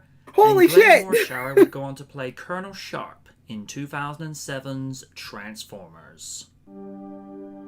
Ooh. By this point in 1994, Paramount Pictures really knew how to do decent effects both practically and digitally for Star Trek. With the launch of the Enterprise B in the 23rd century, I was actually glad I and got the this Enterprise filmed D in the June 24th last year, century. The Nexus before ribbon the is the heat most the wave movie came has along. with visual effects, as the Enterprise B and D and the The Klingon Steve Urkel, that Warbird was were still hell using last year. traditional effects as they had been using from the Next Generation and Kirk movies. Steve? Although, the final Yeah. battle of the It's like movie that- between that the heat Enterprise wave was D and the hell Klingon last year, wasn't Warbird it? is done with traditional motion Ugh. control. And this is done of Working having in more a control warehouse. over visual effects Yeesh. and animation and producing Yikes. a much more natural movement of the camera within a small amount of time and being cost effective. The saucer section of the Enterprise crashing was done with a real model outdoors, which benefited ILM as this gave them great use of natural light. The effects of beaming still look great, as by this point in the 90s, you couldn't make teleporting look bad in Star Trek. Dennis McCarthy did a fine job of making the score almost like a character, which added a lot of weight and substance to the movie. Such as? It really adds a lot of sorrow when it sets in that Kirk is gone at the start, and these moments when Picard is greeted with the news of his family and to the joy he experiences when he has Christmas with his family in the Nexus. Kirk's death was made more moving by the score that is used as you see him slipping away after helping Picard to make a difference, and to seeing Picard He must know how to take good care of himself. On the top of his makeshift grave on the top of the mountain on Viridian 3. It did its job. Satisfactorily. Captain's Log, Epilogue. My younger self and I have both concluded that Generations was at the very least a satisfying movie, even though there are elements that could have been improved with the writing. The movie made a profit of $118 million against a budget of $35 million. Adjusted for inflation, and it would be worth $207 million today. It was met with mixed criticism from fans and critics alike, citing that Kirk's lack of presence was a detriment, and more of his presence may have led to some interesting scenarios. The subplot of Data's emotion chip was another good highlight, as it showed Data's growth and evolution as an android that had endeavored to become more human and what it meant to feel emotions. It's worth noting that Kirk's death had to be reshot due to the negative reaction of test audiences that found it more engaging when Kirk sacrificed himself as opposed to just being shot in the back. The scenes of Generations for the cast of Next Generation began filming 4 days after the series had finished filming. One thing that some fans found jarring is the inconsistency of the uniforms from Next Generation. They would be wearing what had been seen on the show and then switch up to the new uniform where the colors were reversed, where black would be the main color with the applicable colors of Commander or First Officer or Captain would be the trim, and then back to the TV costumes. The movie would be followed with 3 sequels. Star Trek First Contact in 1996, Star Trek Insurrection in 1998, and Star Trek Nemesis in 2002, before the movie franchise went into hiatus before being rebooted in 2009 with J.J. Abrams' Star Trek that featured Chris Pine and Zachary Quinto as Captain James T. Kirk and Spock, respectively. The movie has been enjoyed by fans since 1994 on VHS, DVD, and Blu-ray. Guess I'll beam on out of here. Make it so. Thank gosh for that.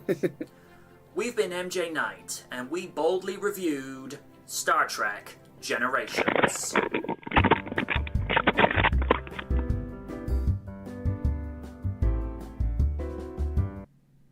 Exactly. Exactly. Thinking how that green screen ain't there no more. Coming up on 6 Songs of Shadow. So, did you film these separately? One with your hair, one without? I wonder if he'll be making Eggs Benedict.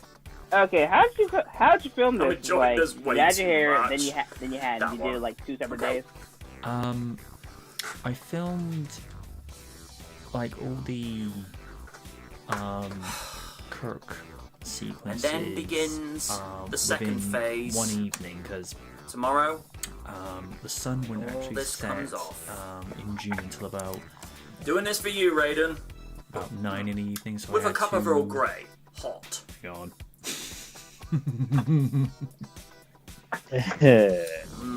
Perfect. I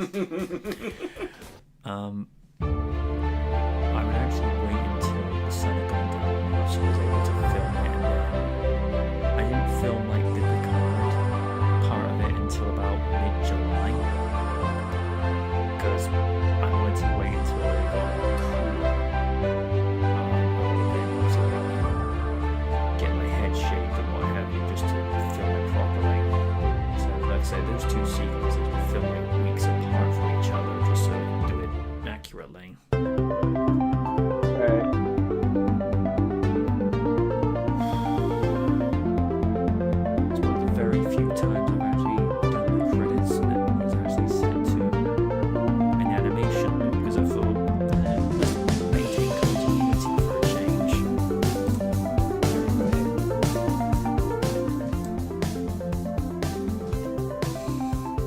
makes sense because it's seeing it Star Trek. Well, I remember when I watched the end of Generations. The last shot would be all the starships taking the Enterprise crew off Viridian 3. Then it went straight to the credits on the same background. I thought, yeah, let's do that.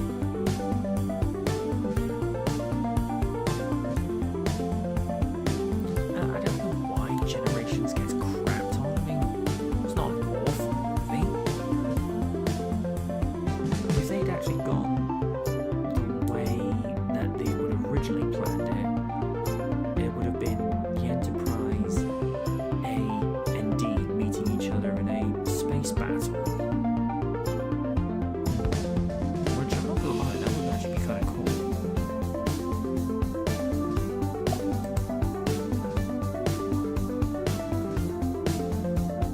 Alright. Wonder. Oh, hang on.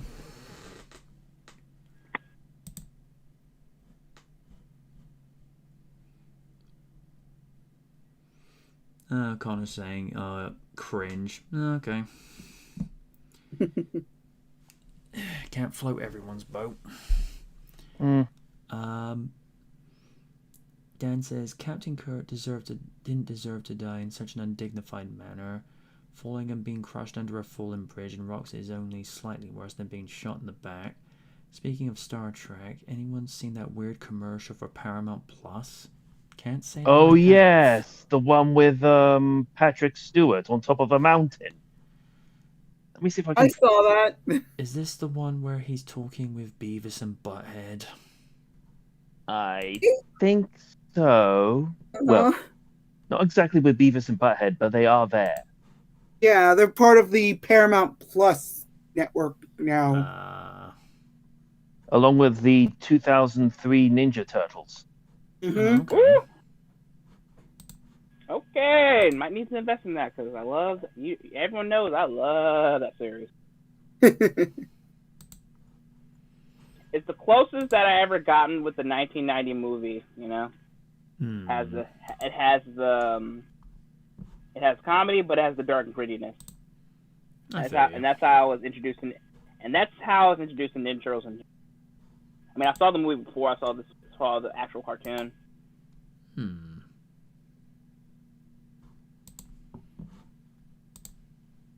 Anyone here crunching? I'm eating tortilla chips. That's fine.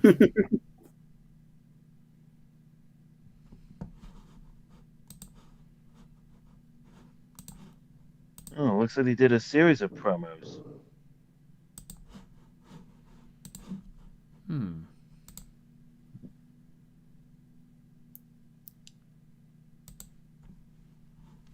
I think this is one of them. Oh God! It's only about 30 seconds. Okay. Let's check.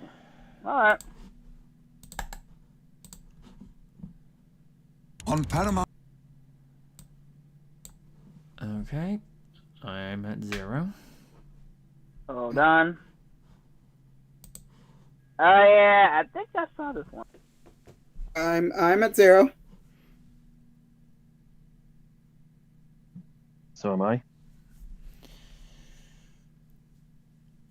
Alrighty then. 3. Oh yeah. 3, 2, 1, play. On Paramount Mountain, a leader emerges. Okay, according to my map, we can climb this. Yep, I've definitely seen this. Whoa, hold on. Who made you the leader? Just because you have a talking map? I got talking. Yes! DJ Hey, Khaled. everybody. I'm a talking clipboard. Coach Collar's the best. We should follow him. Woohoo. No! Shut up! Fine, let's follow the talking map. Vámonos! Wait, so was the clipboard And actually fucking Samara from The Ring is in the background. I'm like, what the fuck? And I think this one is the main one, which was what was being referred to. Alright.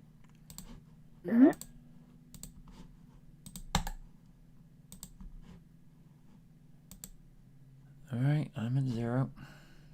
Same I'm here. at 0. 3. Ready to go? 2, 1, play. On a mountain of entertainment, our heroes are experiencing sheer terror. What the fuck? Frank Angus. What? Oh, what? Hey, Trevor Noah. Terrified screaming. Will we survive this mountain? Real Find out what 911. happens next. Oh, hi, Jeff It's a Probst. literal cliffhanger. Ah! Okay. What noises? Konai2 says, I do know that one of the new Star Trek shows they're going to have on Paramount Plus is Strange New Worlds. Annie? I wonder what that's going to be like. I have no idea.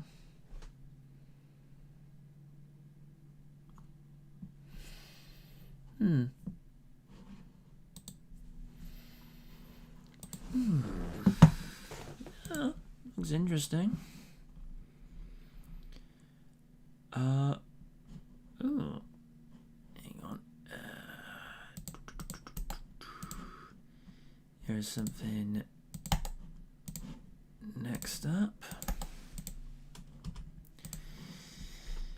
Andrew Garfield has been spotted near Spider-Man 3 set. Is his Peter Parker return confirmed?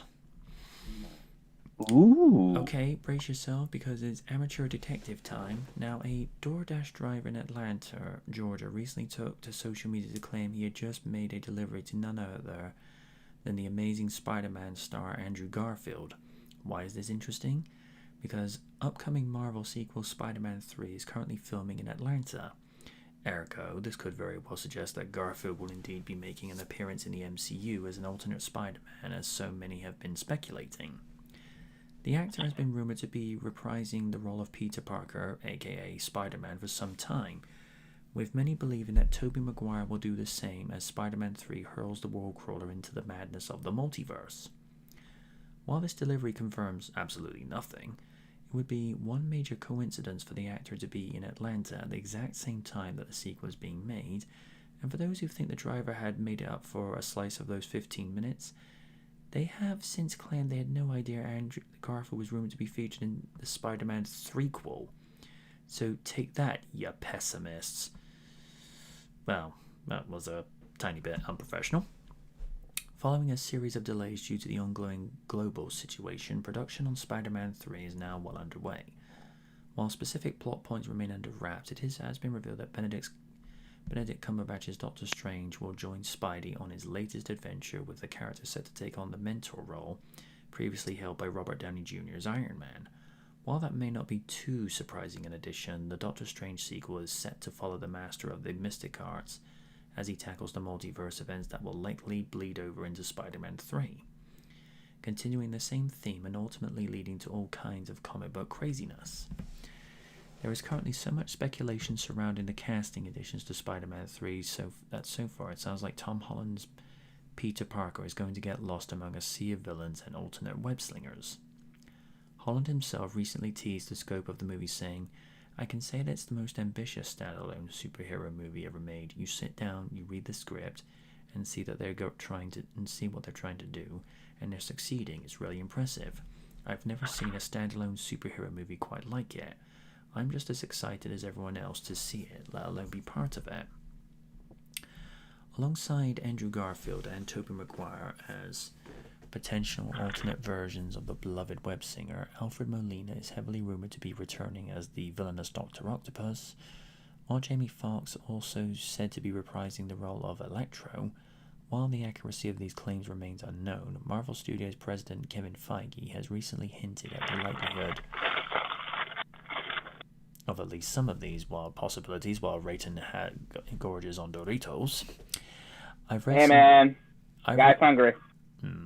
I've read some things. I'm not sure I've read all things, he said, when discussing the sheer volume of online rumors.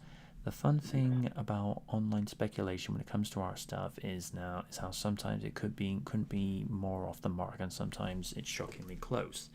And that's held true for the last few years. But saying which is which would take all the fun out of everything. Unfortunately, it will be some time before we see how all the pieces fit together. Originally, Spider-Man 3 was set for release on July 16, 2021 as part of the much-anticipated Phase 4 of the MCU. Due to the ongoing global circumstances, the entire phase has been reshuffled, with Spider-Man 3 now scheduled to swing into UK and US cinemas on December 17, 2021. This news comes to us courtesy of Twitter user @SpideyNews. Alright, let me have a look.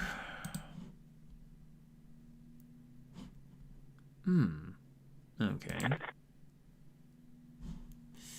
That just could be pure coincidence. The other things to report on is apparently Willem Dafoe has apparently been spotted on set as well. Ooh! Which means Gobby.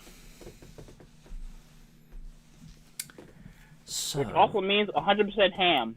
Yeah, so in this movie, we're not only getting Alfred Molina, we're not only getting Electro, but we're getting Gobby as well. Ooh. The thing is, though, he'll probably be in that rather campy version of the Gobby suit, which a lot of people have unaffectionately called it the Green Ranger costume. Yeah. Because if you've seen the I'm a Marvel and I'm a DC between Lex Luthor and Goblin, it goes, and the Green Ranger, like, really? You're going with that joke?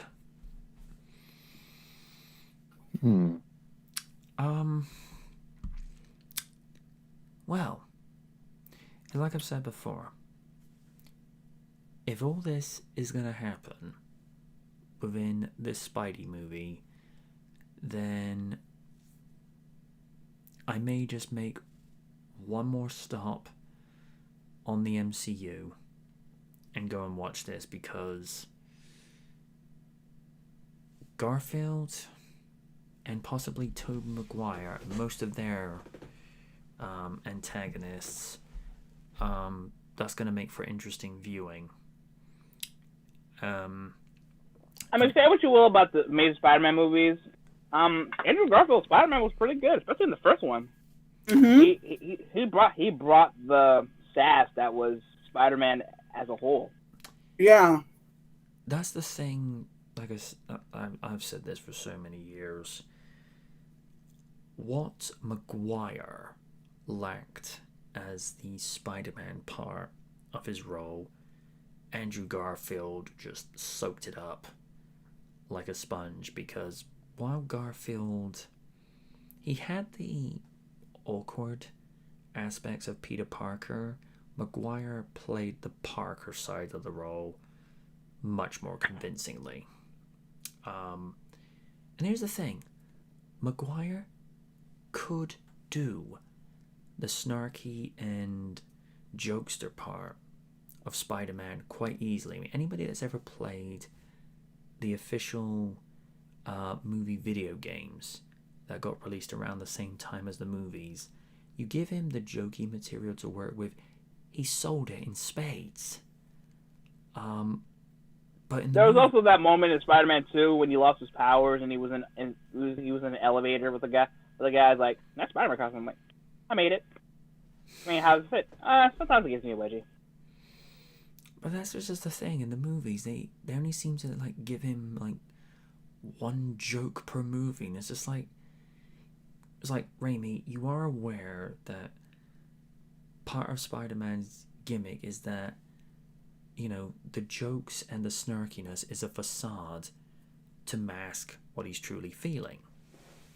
And I don't know.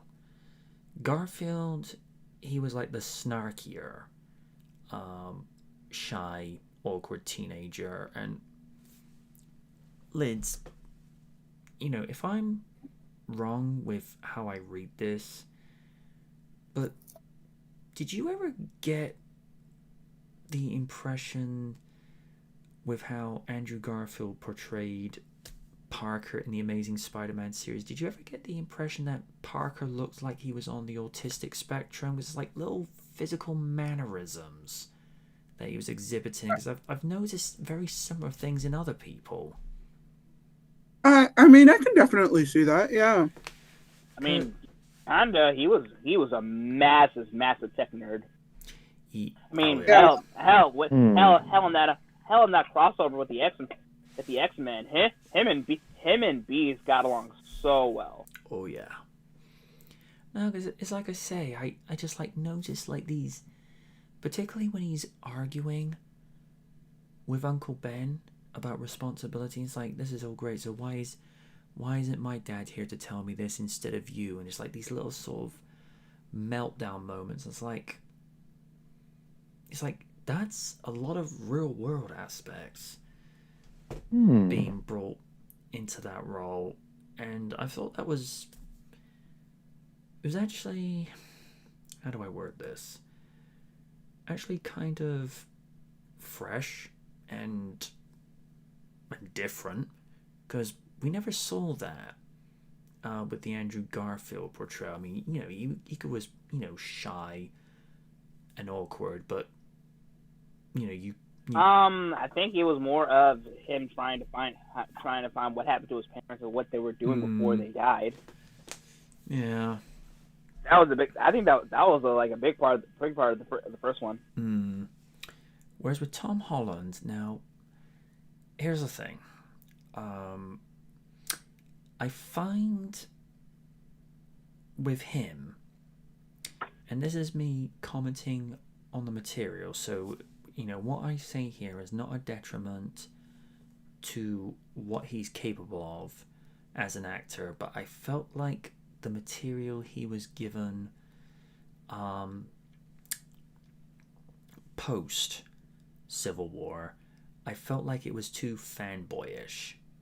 I mean, you have to think this is like first or second time being thrust into this. Like, it's very more wide-eyed and for being experienced. The thing is with with Tobey Maguire and Andrew Garfield, with every sequel they become more wiser. So I think with the Tom Holland version, he's becoming making more mistakes, but luckily when he gets more older, he'll know what to do. Yeah.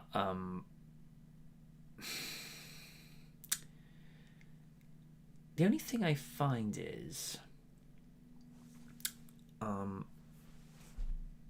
most protagonists, they only tend to say screw it once or twice, where I feel like with Tom Holland in his 2 solo movies, he's kind of almost sort of having to relearn responsibility again. Whereas with Tobey Maguire, he only really did that really the once with the second movie, when he learned that he had to become Spider-Man again because Mary Jane had been pulled into harm's way. But here's another thing. When you have the second movie where he's losing his powers and they just sort of switch themselves on and off again at will, originally I thought, wait a minute, were they going to play into the Man-Spider? Because if you recall from the 90s animated series, in the build-up to that transformation, there would be episodes where his spider sense would go off for no reason, and points where he couldn't stick on the wall. And I'm like, wait a minute, are they going with the Man-Spider with this? It's like, if that's the case, okay, Raimi, that's bold. I didn't think you were actually gonna. Well, he's no stranger to doing horror movies. I mean, he did the Evil Dead movies, for crying out loud. But a Man-Spider? Oh yeah. He knows how to do horror right. Because I remember in the theater with my parents. Oh yeah, there are times I got scared by jump scares thanks to freaking Willem Dafoe. It's crazy ass. It's like I said, Willem Dafoe likes to do the crazy, and a lot of people have actually said, why has this guy not played the Joker yet? And my simple response to that is, please don't give him ideas.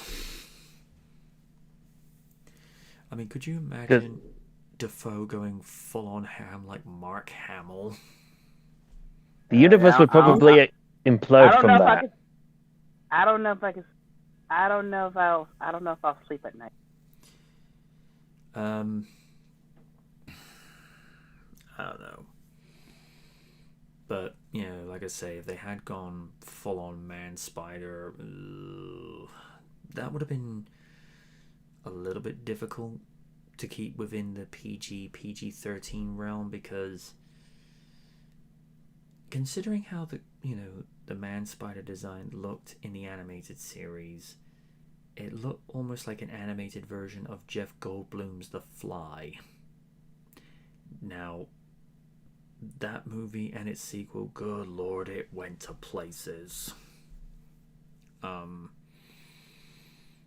then again, at one stage, for I think potentially one of the stories they were going to go with for the cancelled Spider-Man 4, they were actually going to bring Morbius in. But then again, they've already gone and done a Morbius movie, and oh dear, this is where I feel like isn't Jared Leto playing the character? And here's the thing. This is where I feel like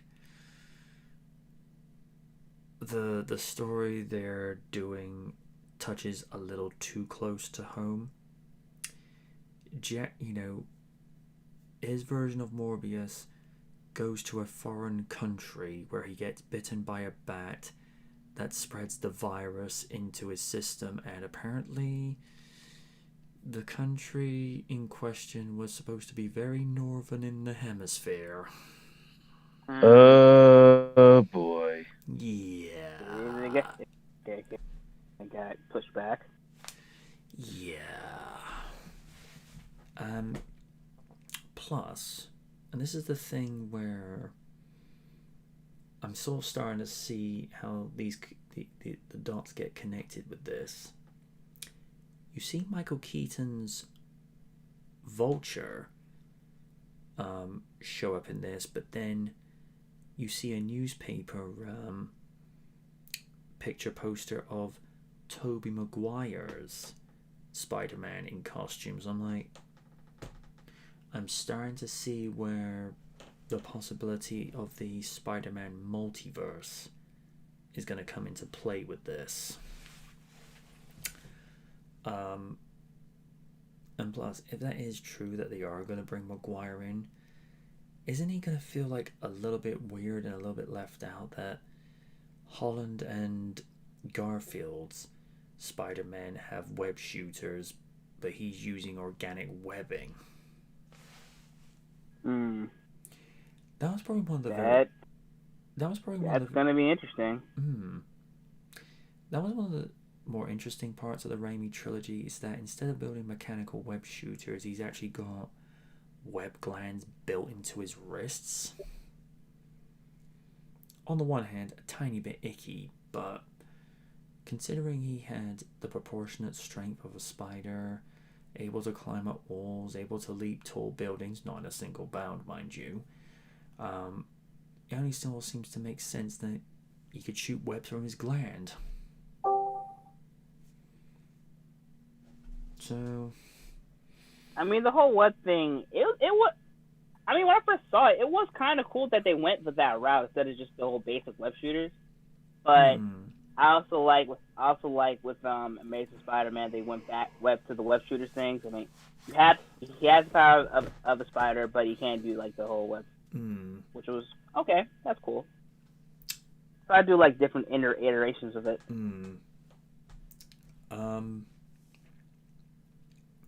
And if they decide to do like a crossover into a part of the multiverse where Miles Morales is, let me see. Oh, that's gonna be good. I say save that for later. I'm just trying to think of the right actor that would be ideal for it. And to be fair,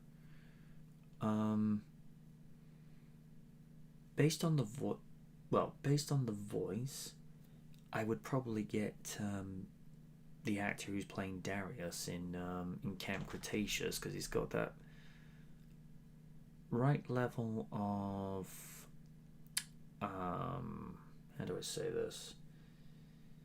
Youthful enthusiasm in the voice, but knows when to get serious. The only thing I have heard as well is that in this movie, Emma Stone's Gwen Stacy's still alive.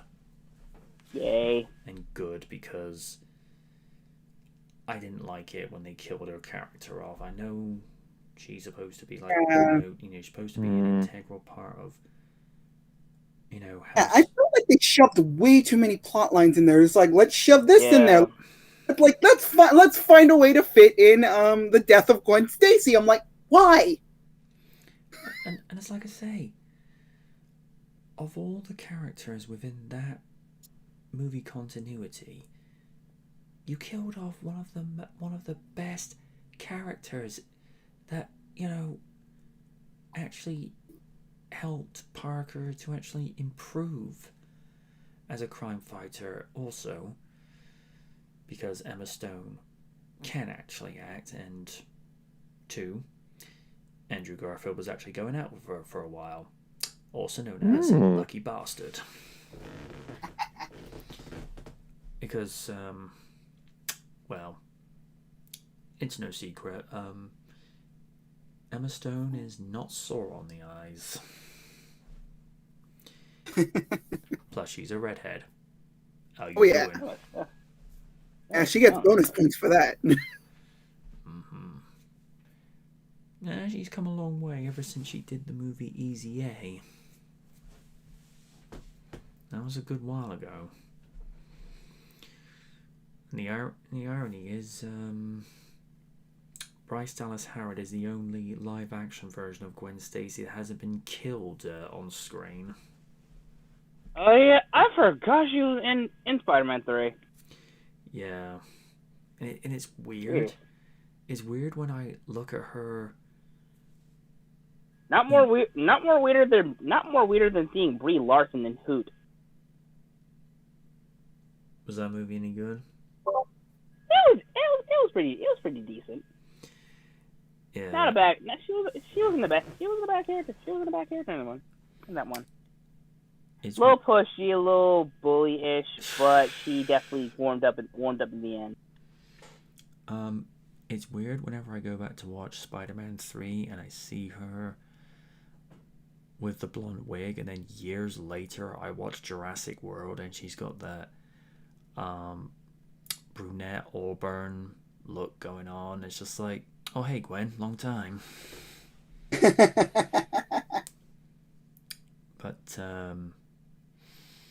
and to be fair, as her version of Gwen Stacy, she was barely in that movie. Like, you couldn't just cast anyone. It's like, why are you giving this iconic role and pushing her into the background? I don't know. I think that was Sam Raimi's on his last leg. He just wanted to just have this end, but in hindsight, just not really doing anything.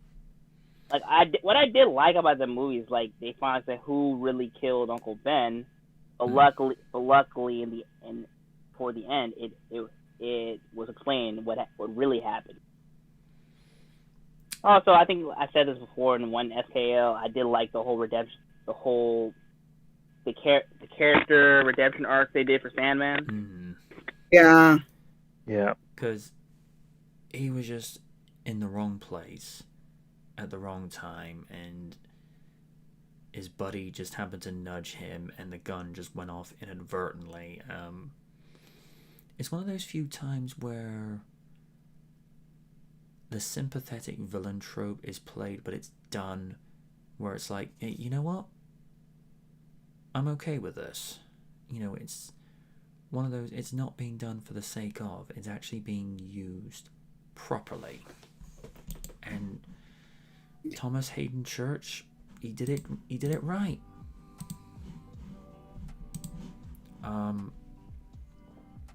But Topher Gray says Edward James. No. Yeah, that really fucked up his career. Yeah. Because for me, the last movie I saw him in after that was Predators, and I like Predators. People had said for years. Played a somewhat sympathetic doctor, but in the end turned out to be a psychopath. I remember someone years ago saying, "Do you know what they should have got as Eddie Brock?" And I go, "Who? Brock Lesnar." I'm like, "Oh hell no!" Yeah. If anything, use Brock Lesnar for the Venom stuff, and I don't know. Before Tom Hardy, would have around around late 2000s, you somebody who's got the body. Josh Brolin. Yeah. Maybe. Yeah. But. You know what? Giovanni Ribisi. Maybe, yeah. But as it's been established, the best Eddie Brock thus far live action, Tom Hardy nailed it along with Venom. Yeah, I mean the movie itself was kind of but his performance as Eddie Brock was actually. Yeah. It still gets me when you just hear jump, pussy. Copy. There. Who said copy? That would be me. Beg your pardon. Yeah, I thought there was like a weird thing happening with the audio again, because like I said, there's been some odd things happening on the recordings. Like, I don't know, maybe it's just like wires getting crossed with other calls. I don't know. Probably. Yeah. Discord just probably being a butt again. Now you stop playing with the controls. Yeah. But yeah, like I say, it'll be interesting to see what happens. I can imagine Garfield's Spidey like saying, "Wait, am I seeing double?" And then him and Hollins will get jokey, and you just get to Maguire, "I'm Spider-Man." You know, the one scene I want to see is the two J. Jonah Jamesons in the same room. Oh my lord! And then they do the pointing Spider-Man meme. I would love that. You'd enjoy that way. J.K. Simmons would probably love that too much. Oh yeah, he's the type of person that would do. I mean, here's the thing about J.K. Simmons. Like, no matter what role he does, TV or film, he knows how to have fun. Oh yeah. But he loves playing JJ. I mean, I know he had a blast playing Tenzin in Legend of Korra. What was I gonna say?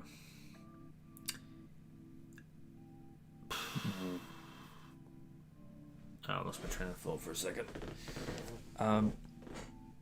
Yeah, it's gonna be weird. Like, the three of them all get in there, and they just sort of notice that Maguire's Spidey just doesn't tell any jokes.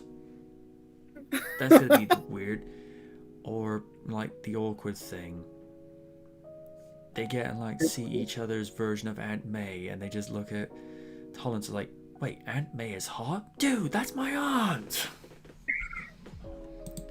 Because here's the thing, Marissa Tomei still looks fine. Oh yeah. But Raiden's bounced back in and out again. Seriously? Well, it looked like you disappeared for a second. I'm still here.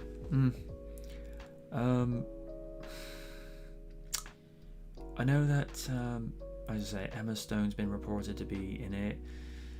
Kirsten Dunst has been reported going in. Uh-oh. I know it's gonna be awkward. I know about this. Yeah, it's gonna be like real awkward if they have Zendaya's MJ show up. She goes, "Who are you?" "I'm MJ." Kirsten be like, "No, the hell you ain't, girl." Sincerely with love, the audience. Because I'm sorry, I know that's just the initials of her character, but she's not Mary Jane. Because I know, like, when a whole bunch of people saw Homecoming, as soon as they heard her say, "Oh, I'm, but friends call me MJ," I'm like, "Oh, girl, no. No. I mean, alright, you're an improvement over Kirsten Dunst, but no, you're not Mary Jane." That'd be like... Alright. That'd be like if... Say there was an episode of Buffy where they had to have like a stand-in actress just to fill in for Sarah Michelle Gellar while she... Let's just say she had to recover from the flu. And you get, say... Think of someone slightly annoying, slightly titchy. Imagine if Jillian filled in for Sarah Michelle Gellar's Buffy. Like, oh God! No, just no. Absolutely not. Good. Oh, I was. Oh, great! You said Jillian. I remind her she returned last Sunday for the Royal Rumble. You'd be like saying. When I heard that theme, like, no, not this again, no. It'd be like, "Oh, hi there, vampire. I'm Buffy." Liz would be like, "No, you're not. No, you are not." No. Get off of the show. Get off the set. Off. That'd be like... Fucking sick. That'd be like Lil Wayne coming on stage and saying, "Oh, I'm the greatest thing since Dr. Dre," and Raiden just comes, slams the door, and be like, "Boy!" Oh I get pimp slapped and then like, "No, you fucking are not."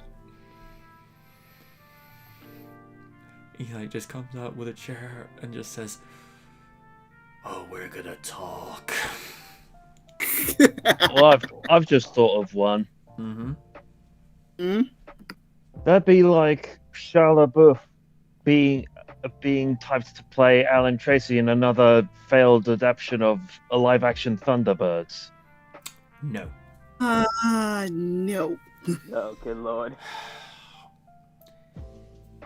Here's the thing, and this is where he be screaming too much. Here's the thing. This is where I'm going to be slightly reserved, and I stress slightly. The first Transformers movie, I could tolerate him. Same. Second movie, a little bit irritating. Third he was on his most annoying. Mm-hmm. Third movie, he was okay.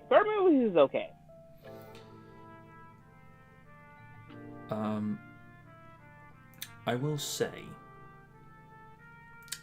I think he did well having Carly as opposed to Michaela. I agree. Yeah. Yeah. I mean, to be fair to Rosie Huntington Whitley, I don't blame her so much for the performance she gave, because at the end of the day, she's being directed by Michael Bay, so of course you give what you can take. But I thought she did a little bit better than Megan Fox, because again, Megan's another one of those actors. If you feed her the right material, she can produce something competently. As you know, I have my reservations and opinions about her performance, about her as a person, but as April O'Neil, she did all right. Yeah, she she wasn't annoying. She definitely she played her part well. That's a good thing. And the thing I'm a little bit annoyed by, I think this was either cut from the first movie or the second movie. There was a deleted scene where she's like having like a breakfast interview with Judith Hogue, and I'm like, no, that should have been kept in. And Judith actually goes and says, it's like you and I are the same person. I'm like, I saw what you did there.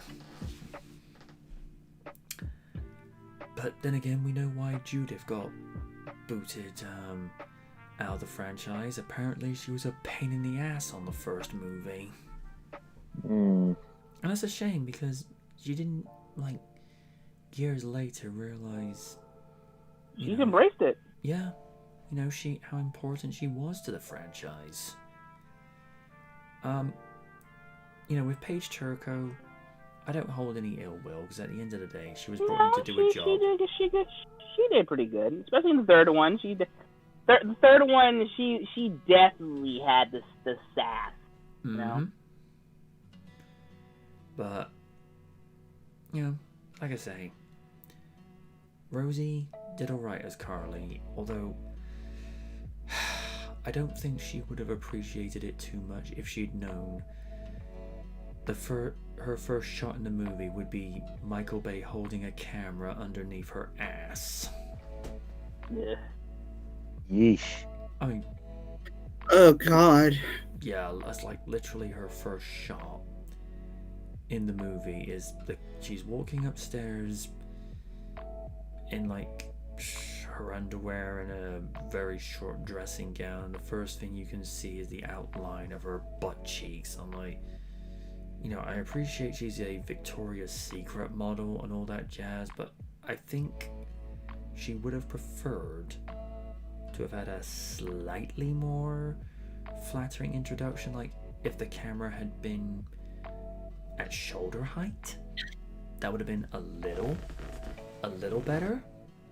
Or, you know, if she's coming up in, you know, pajama pants as opposed to just the gown. But you know, Michael Bay, he likes his ass shots. Oh yeah. I was just so glad that he's not directing any more movies for Transformers, because it's just like, stop. And apparently the next Bumblebee movie may be tying in with a bit of Beast Wars. Good. Yes. Ah. I think I posted an article in the chat earlier about it.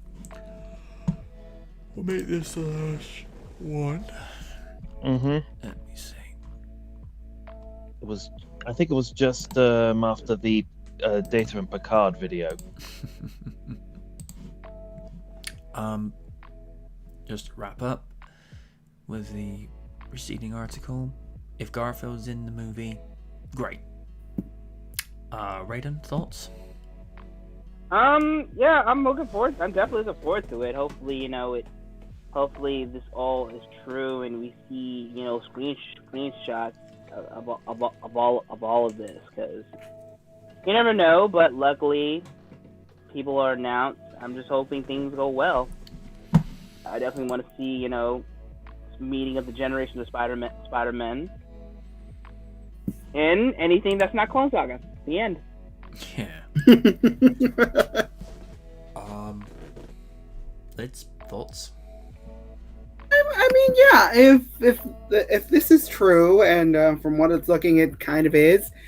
I'm looking forward to it. I mean, they're like slowly, they're starting to build up this whole multiverse thing. Especially, no spoilers for the newest episode of WandaVision, but let's just say they brought somebody in that's let's just say not from the MCU. If you get what I'm saying. I heard about that. I was surprised. Me too. I had to eat a little bit of crow because Oni called that shit, and I didn't want to believe him. Yeah, all in all, if what they're saying is true, and if it looks like it is, I look forward to seeing all three versions of Spider-Man hating each other in I don't know how the hell they're going to pull this off, but again, everything is starting to come together, especially with what they got with going with WandaVision and what's going on there. It's like it's a decent series if you like the MCU, you'll like it. So, but all in all, I do look forward to seeing what they do with all this Spider-Man business. Steven? Interesting to see where they're going. I just hope that they think it through and don't rush in terms of adding all these previous Spider-Man Illuminati actors in. The last thing we want to happen is have another Amazing Spider-Man 2. Yeah. Or Spider-Man 3. Yeah, where they had way too many villains. Yeah. The only thing I can say about Amazing Spider-Man 2 that are good, and I'm being generous with this here, first of all, the most comic book accurate depiction of the costume, and Andrew Garfield and Emma Stone were the saving graces of that movie. I think the fact that they were actually dating in real life, as we mentioned earlier, that actually, added to the chemistry, because you could make the argument, well, if they're already a couple, they're not really reacting. They're just, they're not acting, they're just reacting. And I like the fact that Cinema Sins retracted a sin by saying, this is the most cliche place to hide in a broom closet. And it's like, ooh, I gotta retract a sin there. Mind you, speaking of that website, he's gotten so nitpicky over the years where he's adding sins that don't need to be there. I kind of stopped watching Cinema Sins. I'm more watching Cinema Wings, which actually is a little bit more positive and same here. Kind of like fun, and you get information that you didn't know that was there. Cinema Sins is just looking to nitpick for the sake of nitpick or clickbait. Ever heard of the everything wrong with the Cinema Sins? Yes, I'm subscribed to that channel, and he's funny as hell. Oh my gosh, that guy's a complete savage.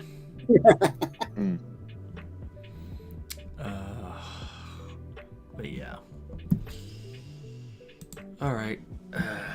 Let's copy that link and move on to that one.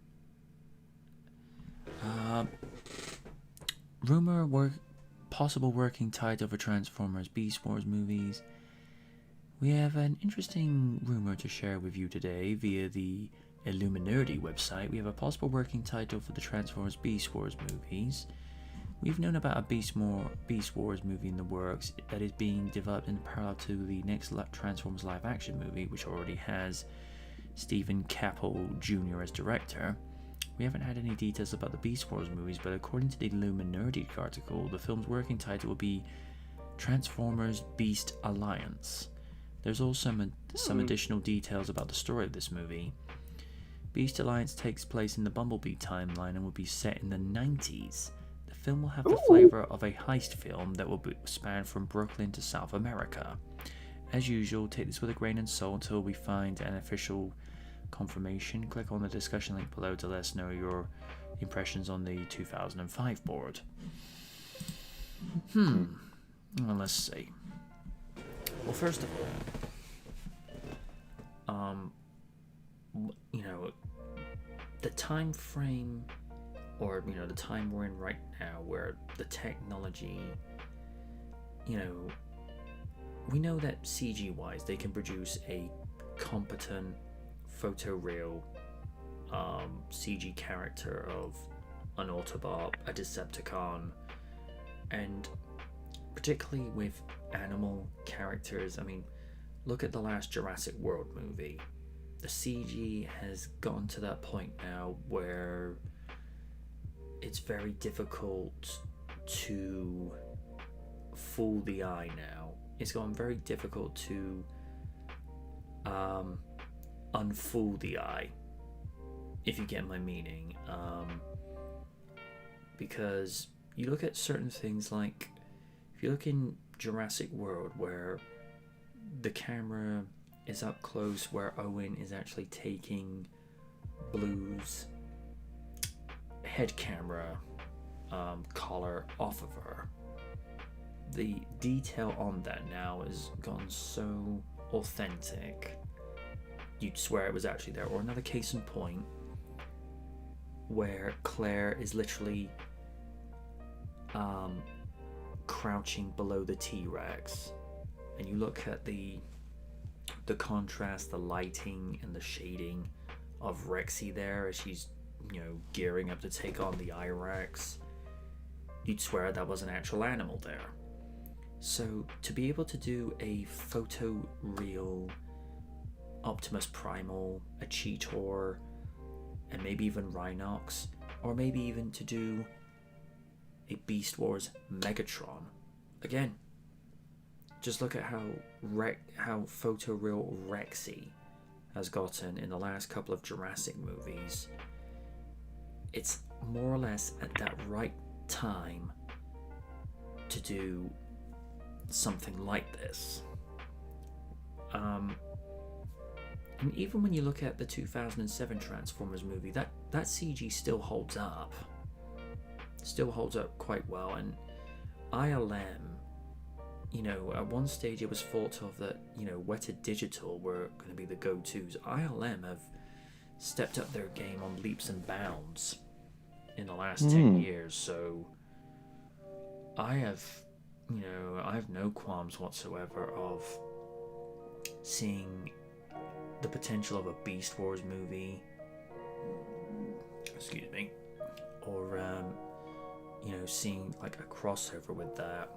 I mean, just look at the last Bumblebee movie, you know, and this is something I said a while ago.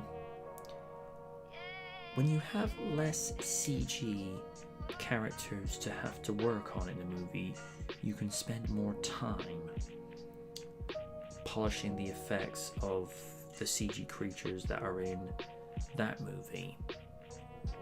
And Bumblebee, I think, was done to almost near perfection. The only trope I would get rid of now is, can we stop it with Mute Bumblebee? You know, that seriously, that got really old. It's getting old. I mean, at first it was cute, but after like Transformers 3, it's just like, please stop. Please just stop. And people are saying, oh no, but it's cute the way he interacts with Charlie. It's like, what was wrong with Bumblebee's voice that he had at the beginning before he had his voice box ripped out? It's like, come on. We actually don't want too many references to Michael Bay now. We actually want Bumblebee talking. You want to move on from the decade of Bayhem, thank you very much. Mm-hmm. You know, just being able to move on from one movie of Bay would be considered a miracle. But yeah, I'm completely fine with it. Only other small little requirement: get Haley Steinfeld again. We like that actress. Yes.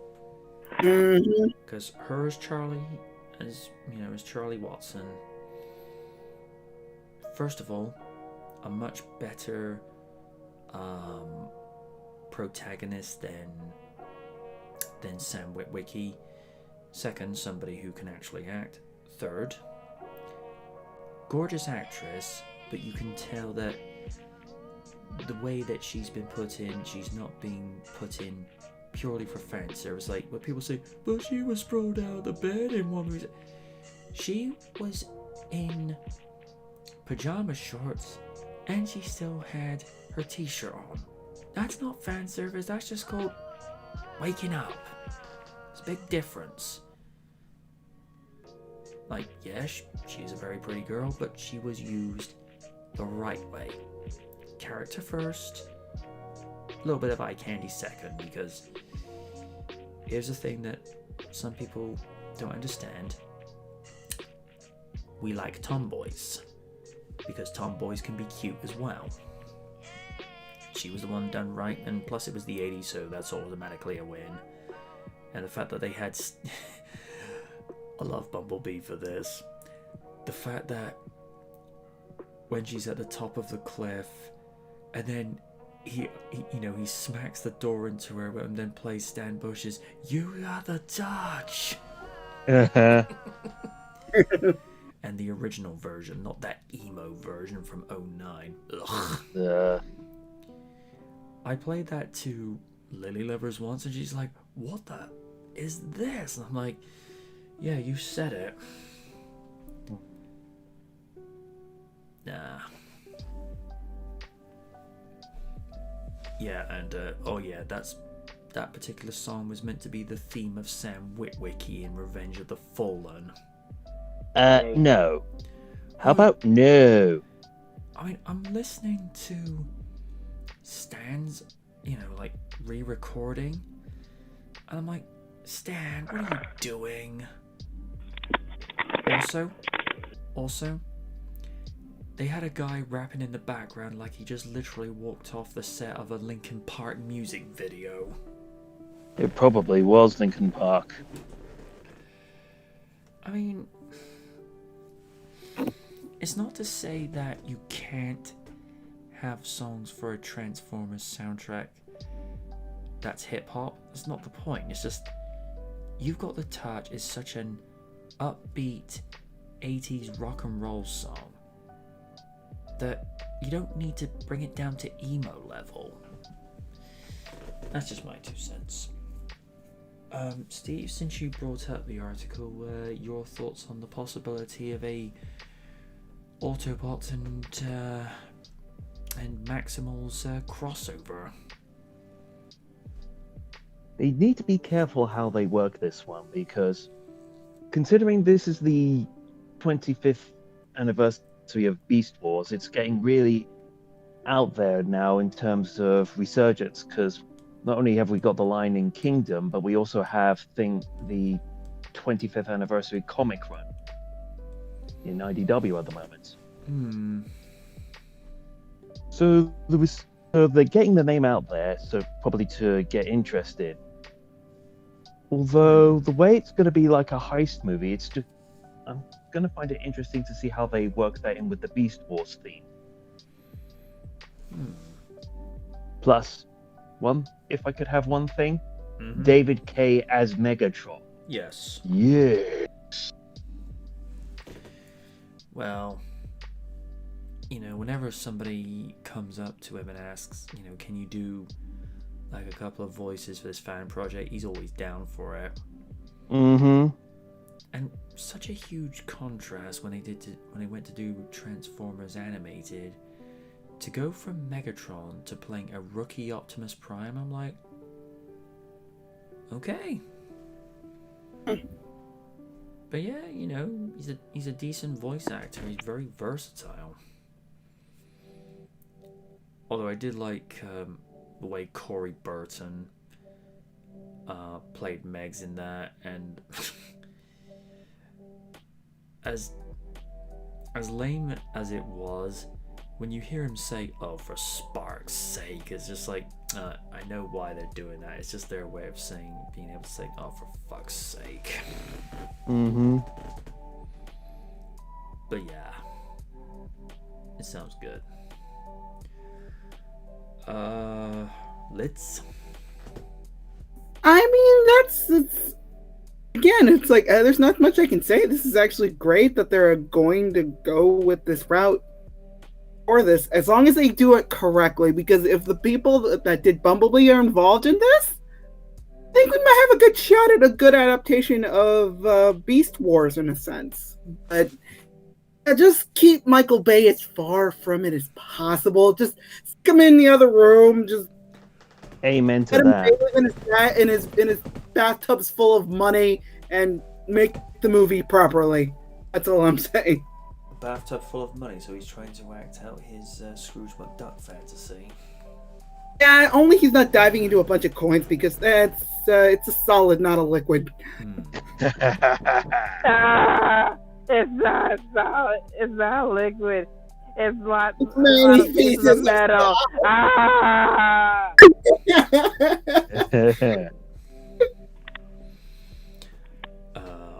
Raiden. Yeah, I mean, like Liz says, nothing else to say. It's just hopefully it's true. I mean, anything to see the Beast Wars back in action, especially live action with the competent director, I'm with it. Keep Michael Bay away from this product, and then things will go smoothly. Imagine like Michael Bay comes like, ooh, a sixth Transformer for me to work on. Michael Bay, here's the script for Bad Boys 4. Go over there, please. Although, give him half a chance, he might work on a Bad Girls movie. Oh Lord. Oh no. I mean, the last movie. I mean, I think he produced the last Bad Boys movie, and that was actually really good. Well, see, with movies like that, he's in his element. He's working with stuff that, when you're passionate about something, it'll actually show in your work because you're not half-assing it or you're not being contrived. With Transformers, you could tell he didn't want to do that movie. I mean, if it had been Travis Knight from the start, you would have seen a whole different movie.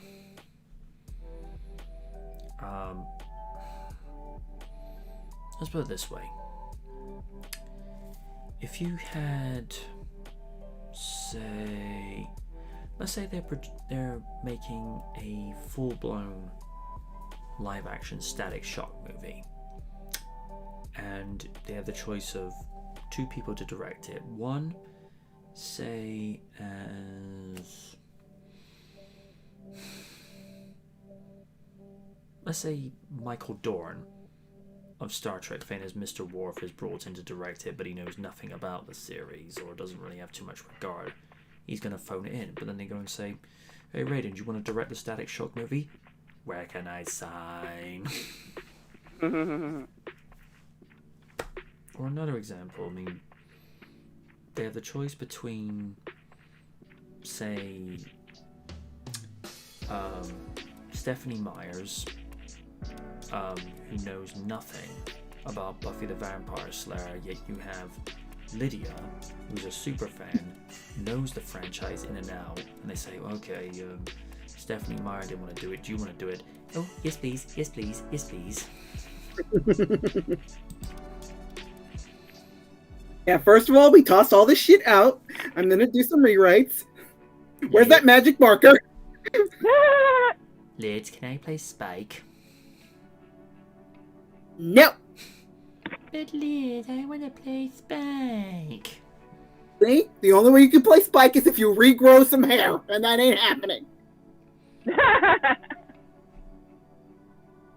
He's gonna hear this, and I'm so sorry. Hey Steve, you know the commercial? The Paramount Plus. Hey Steve, you know the Paramount Plus commercials you've been showing us? Yeah. They just now showed the commercial with Beavis and Butthead, and they showed Leonardo. Oh. We'll have to check that out some other time. Shall we wrap up here? Hmm? Just wondering because of the time. Yeah, because truth be told, we should have finished about an hour ago, really. So we're well over time, and we don't want to go back to how we were in season 1 of SKL, if you recall, Raiden and Liz. Oh. Remember that one that went on for 8 hours? Oh. Yeah, I remember that. Yeah. Well, folks, on that note, this is MJ Knight saying good night from the night, and we'll see you next week. See you when we see you. Take care, everybody, and stay safe. Wash your hands, wear your mask, don't be stupid, and have a good night. And make sure AEW doesn't suck. Don't push your luck, Oni.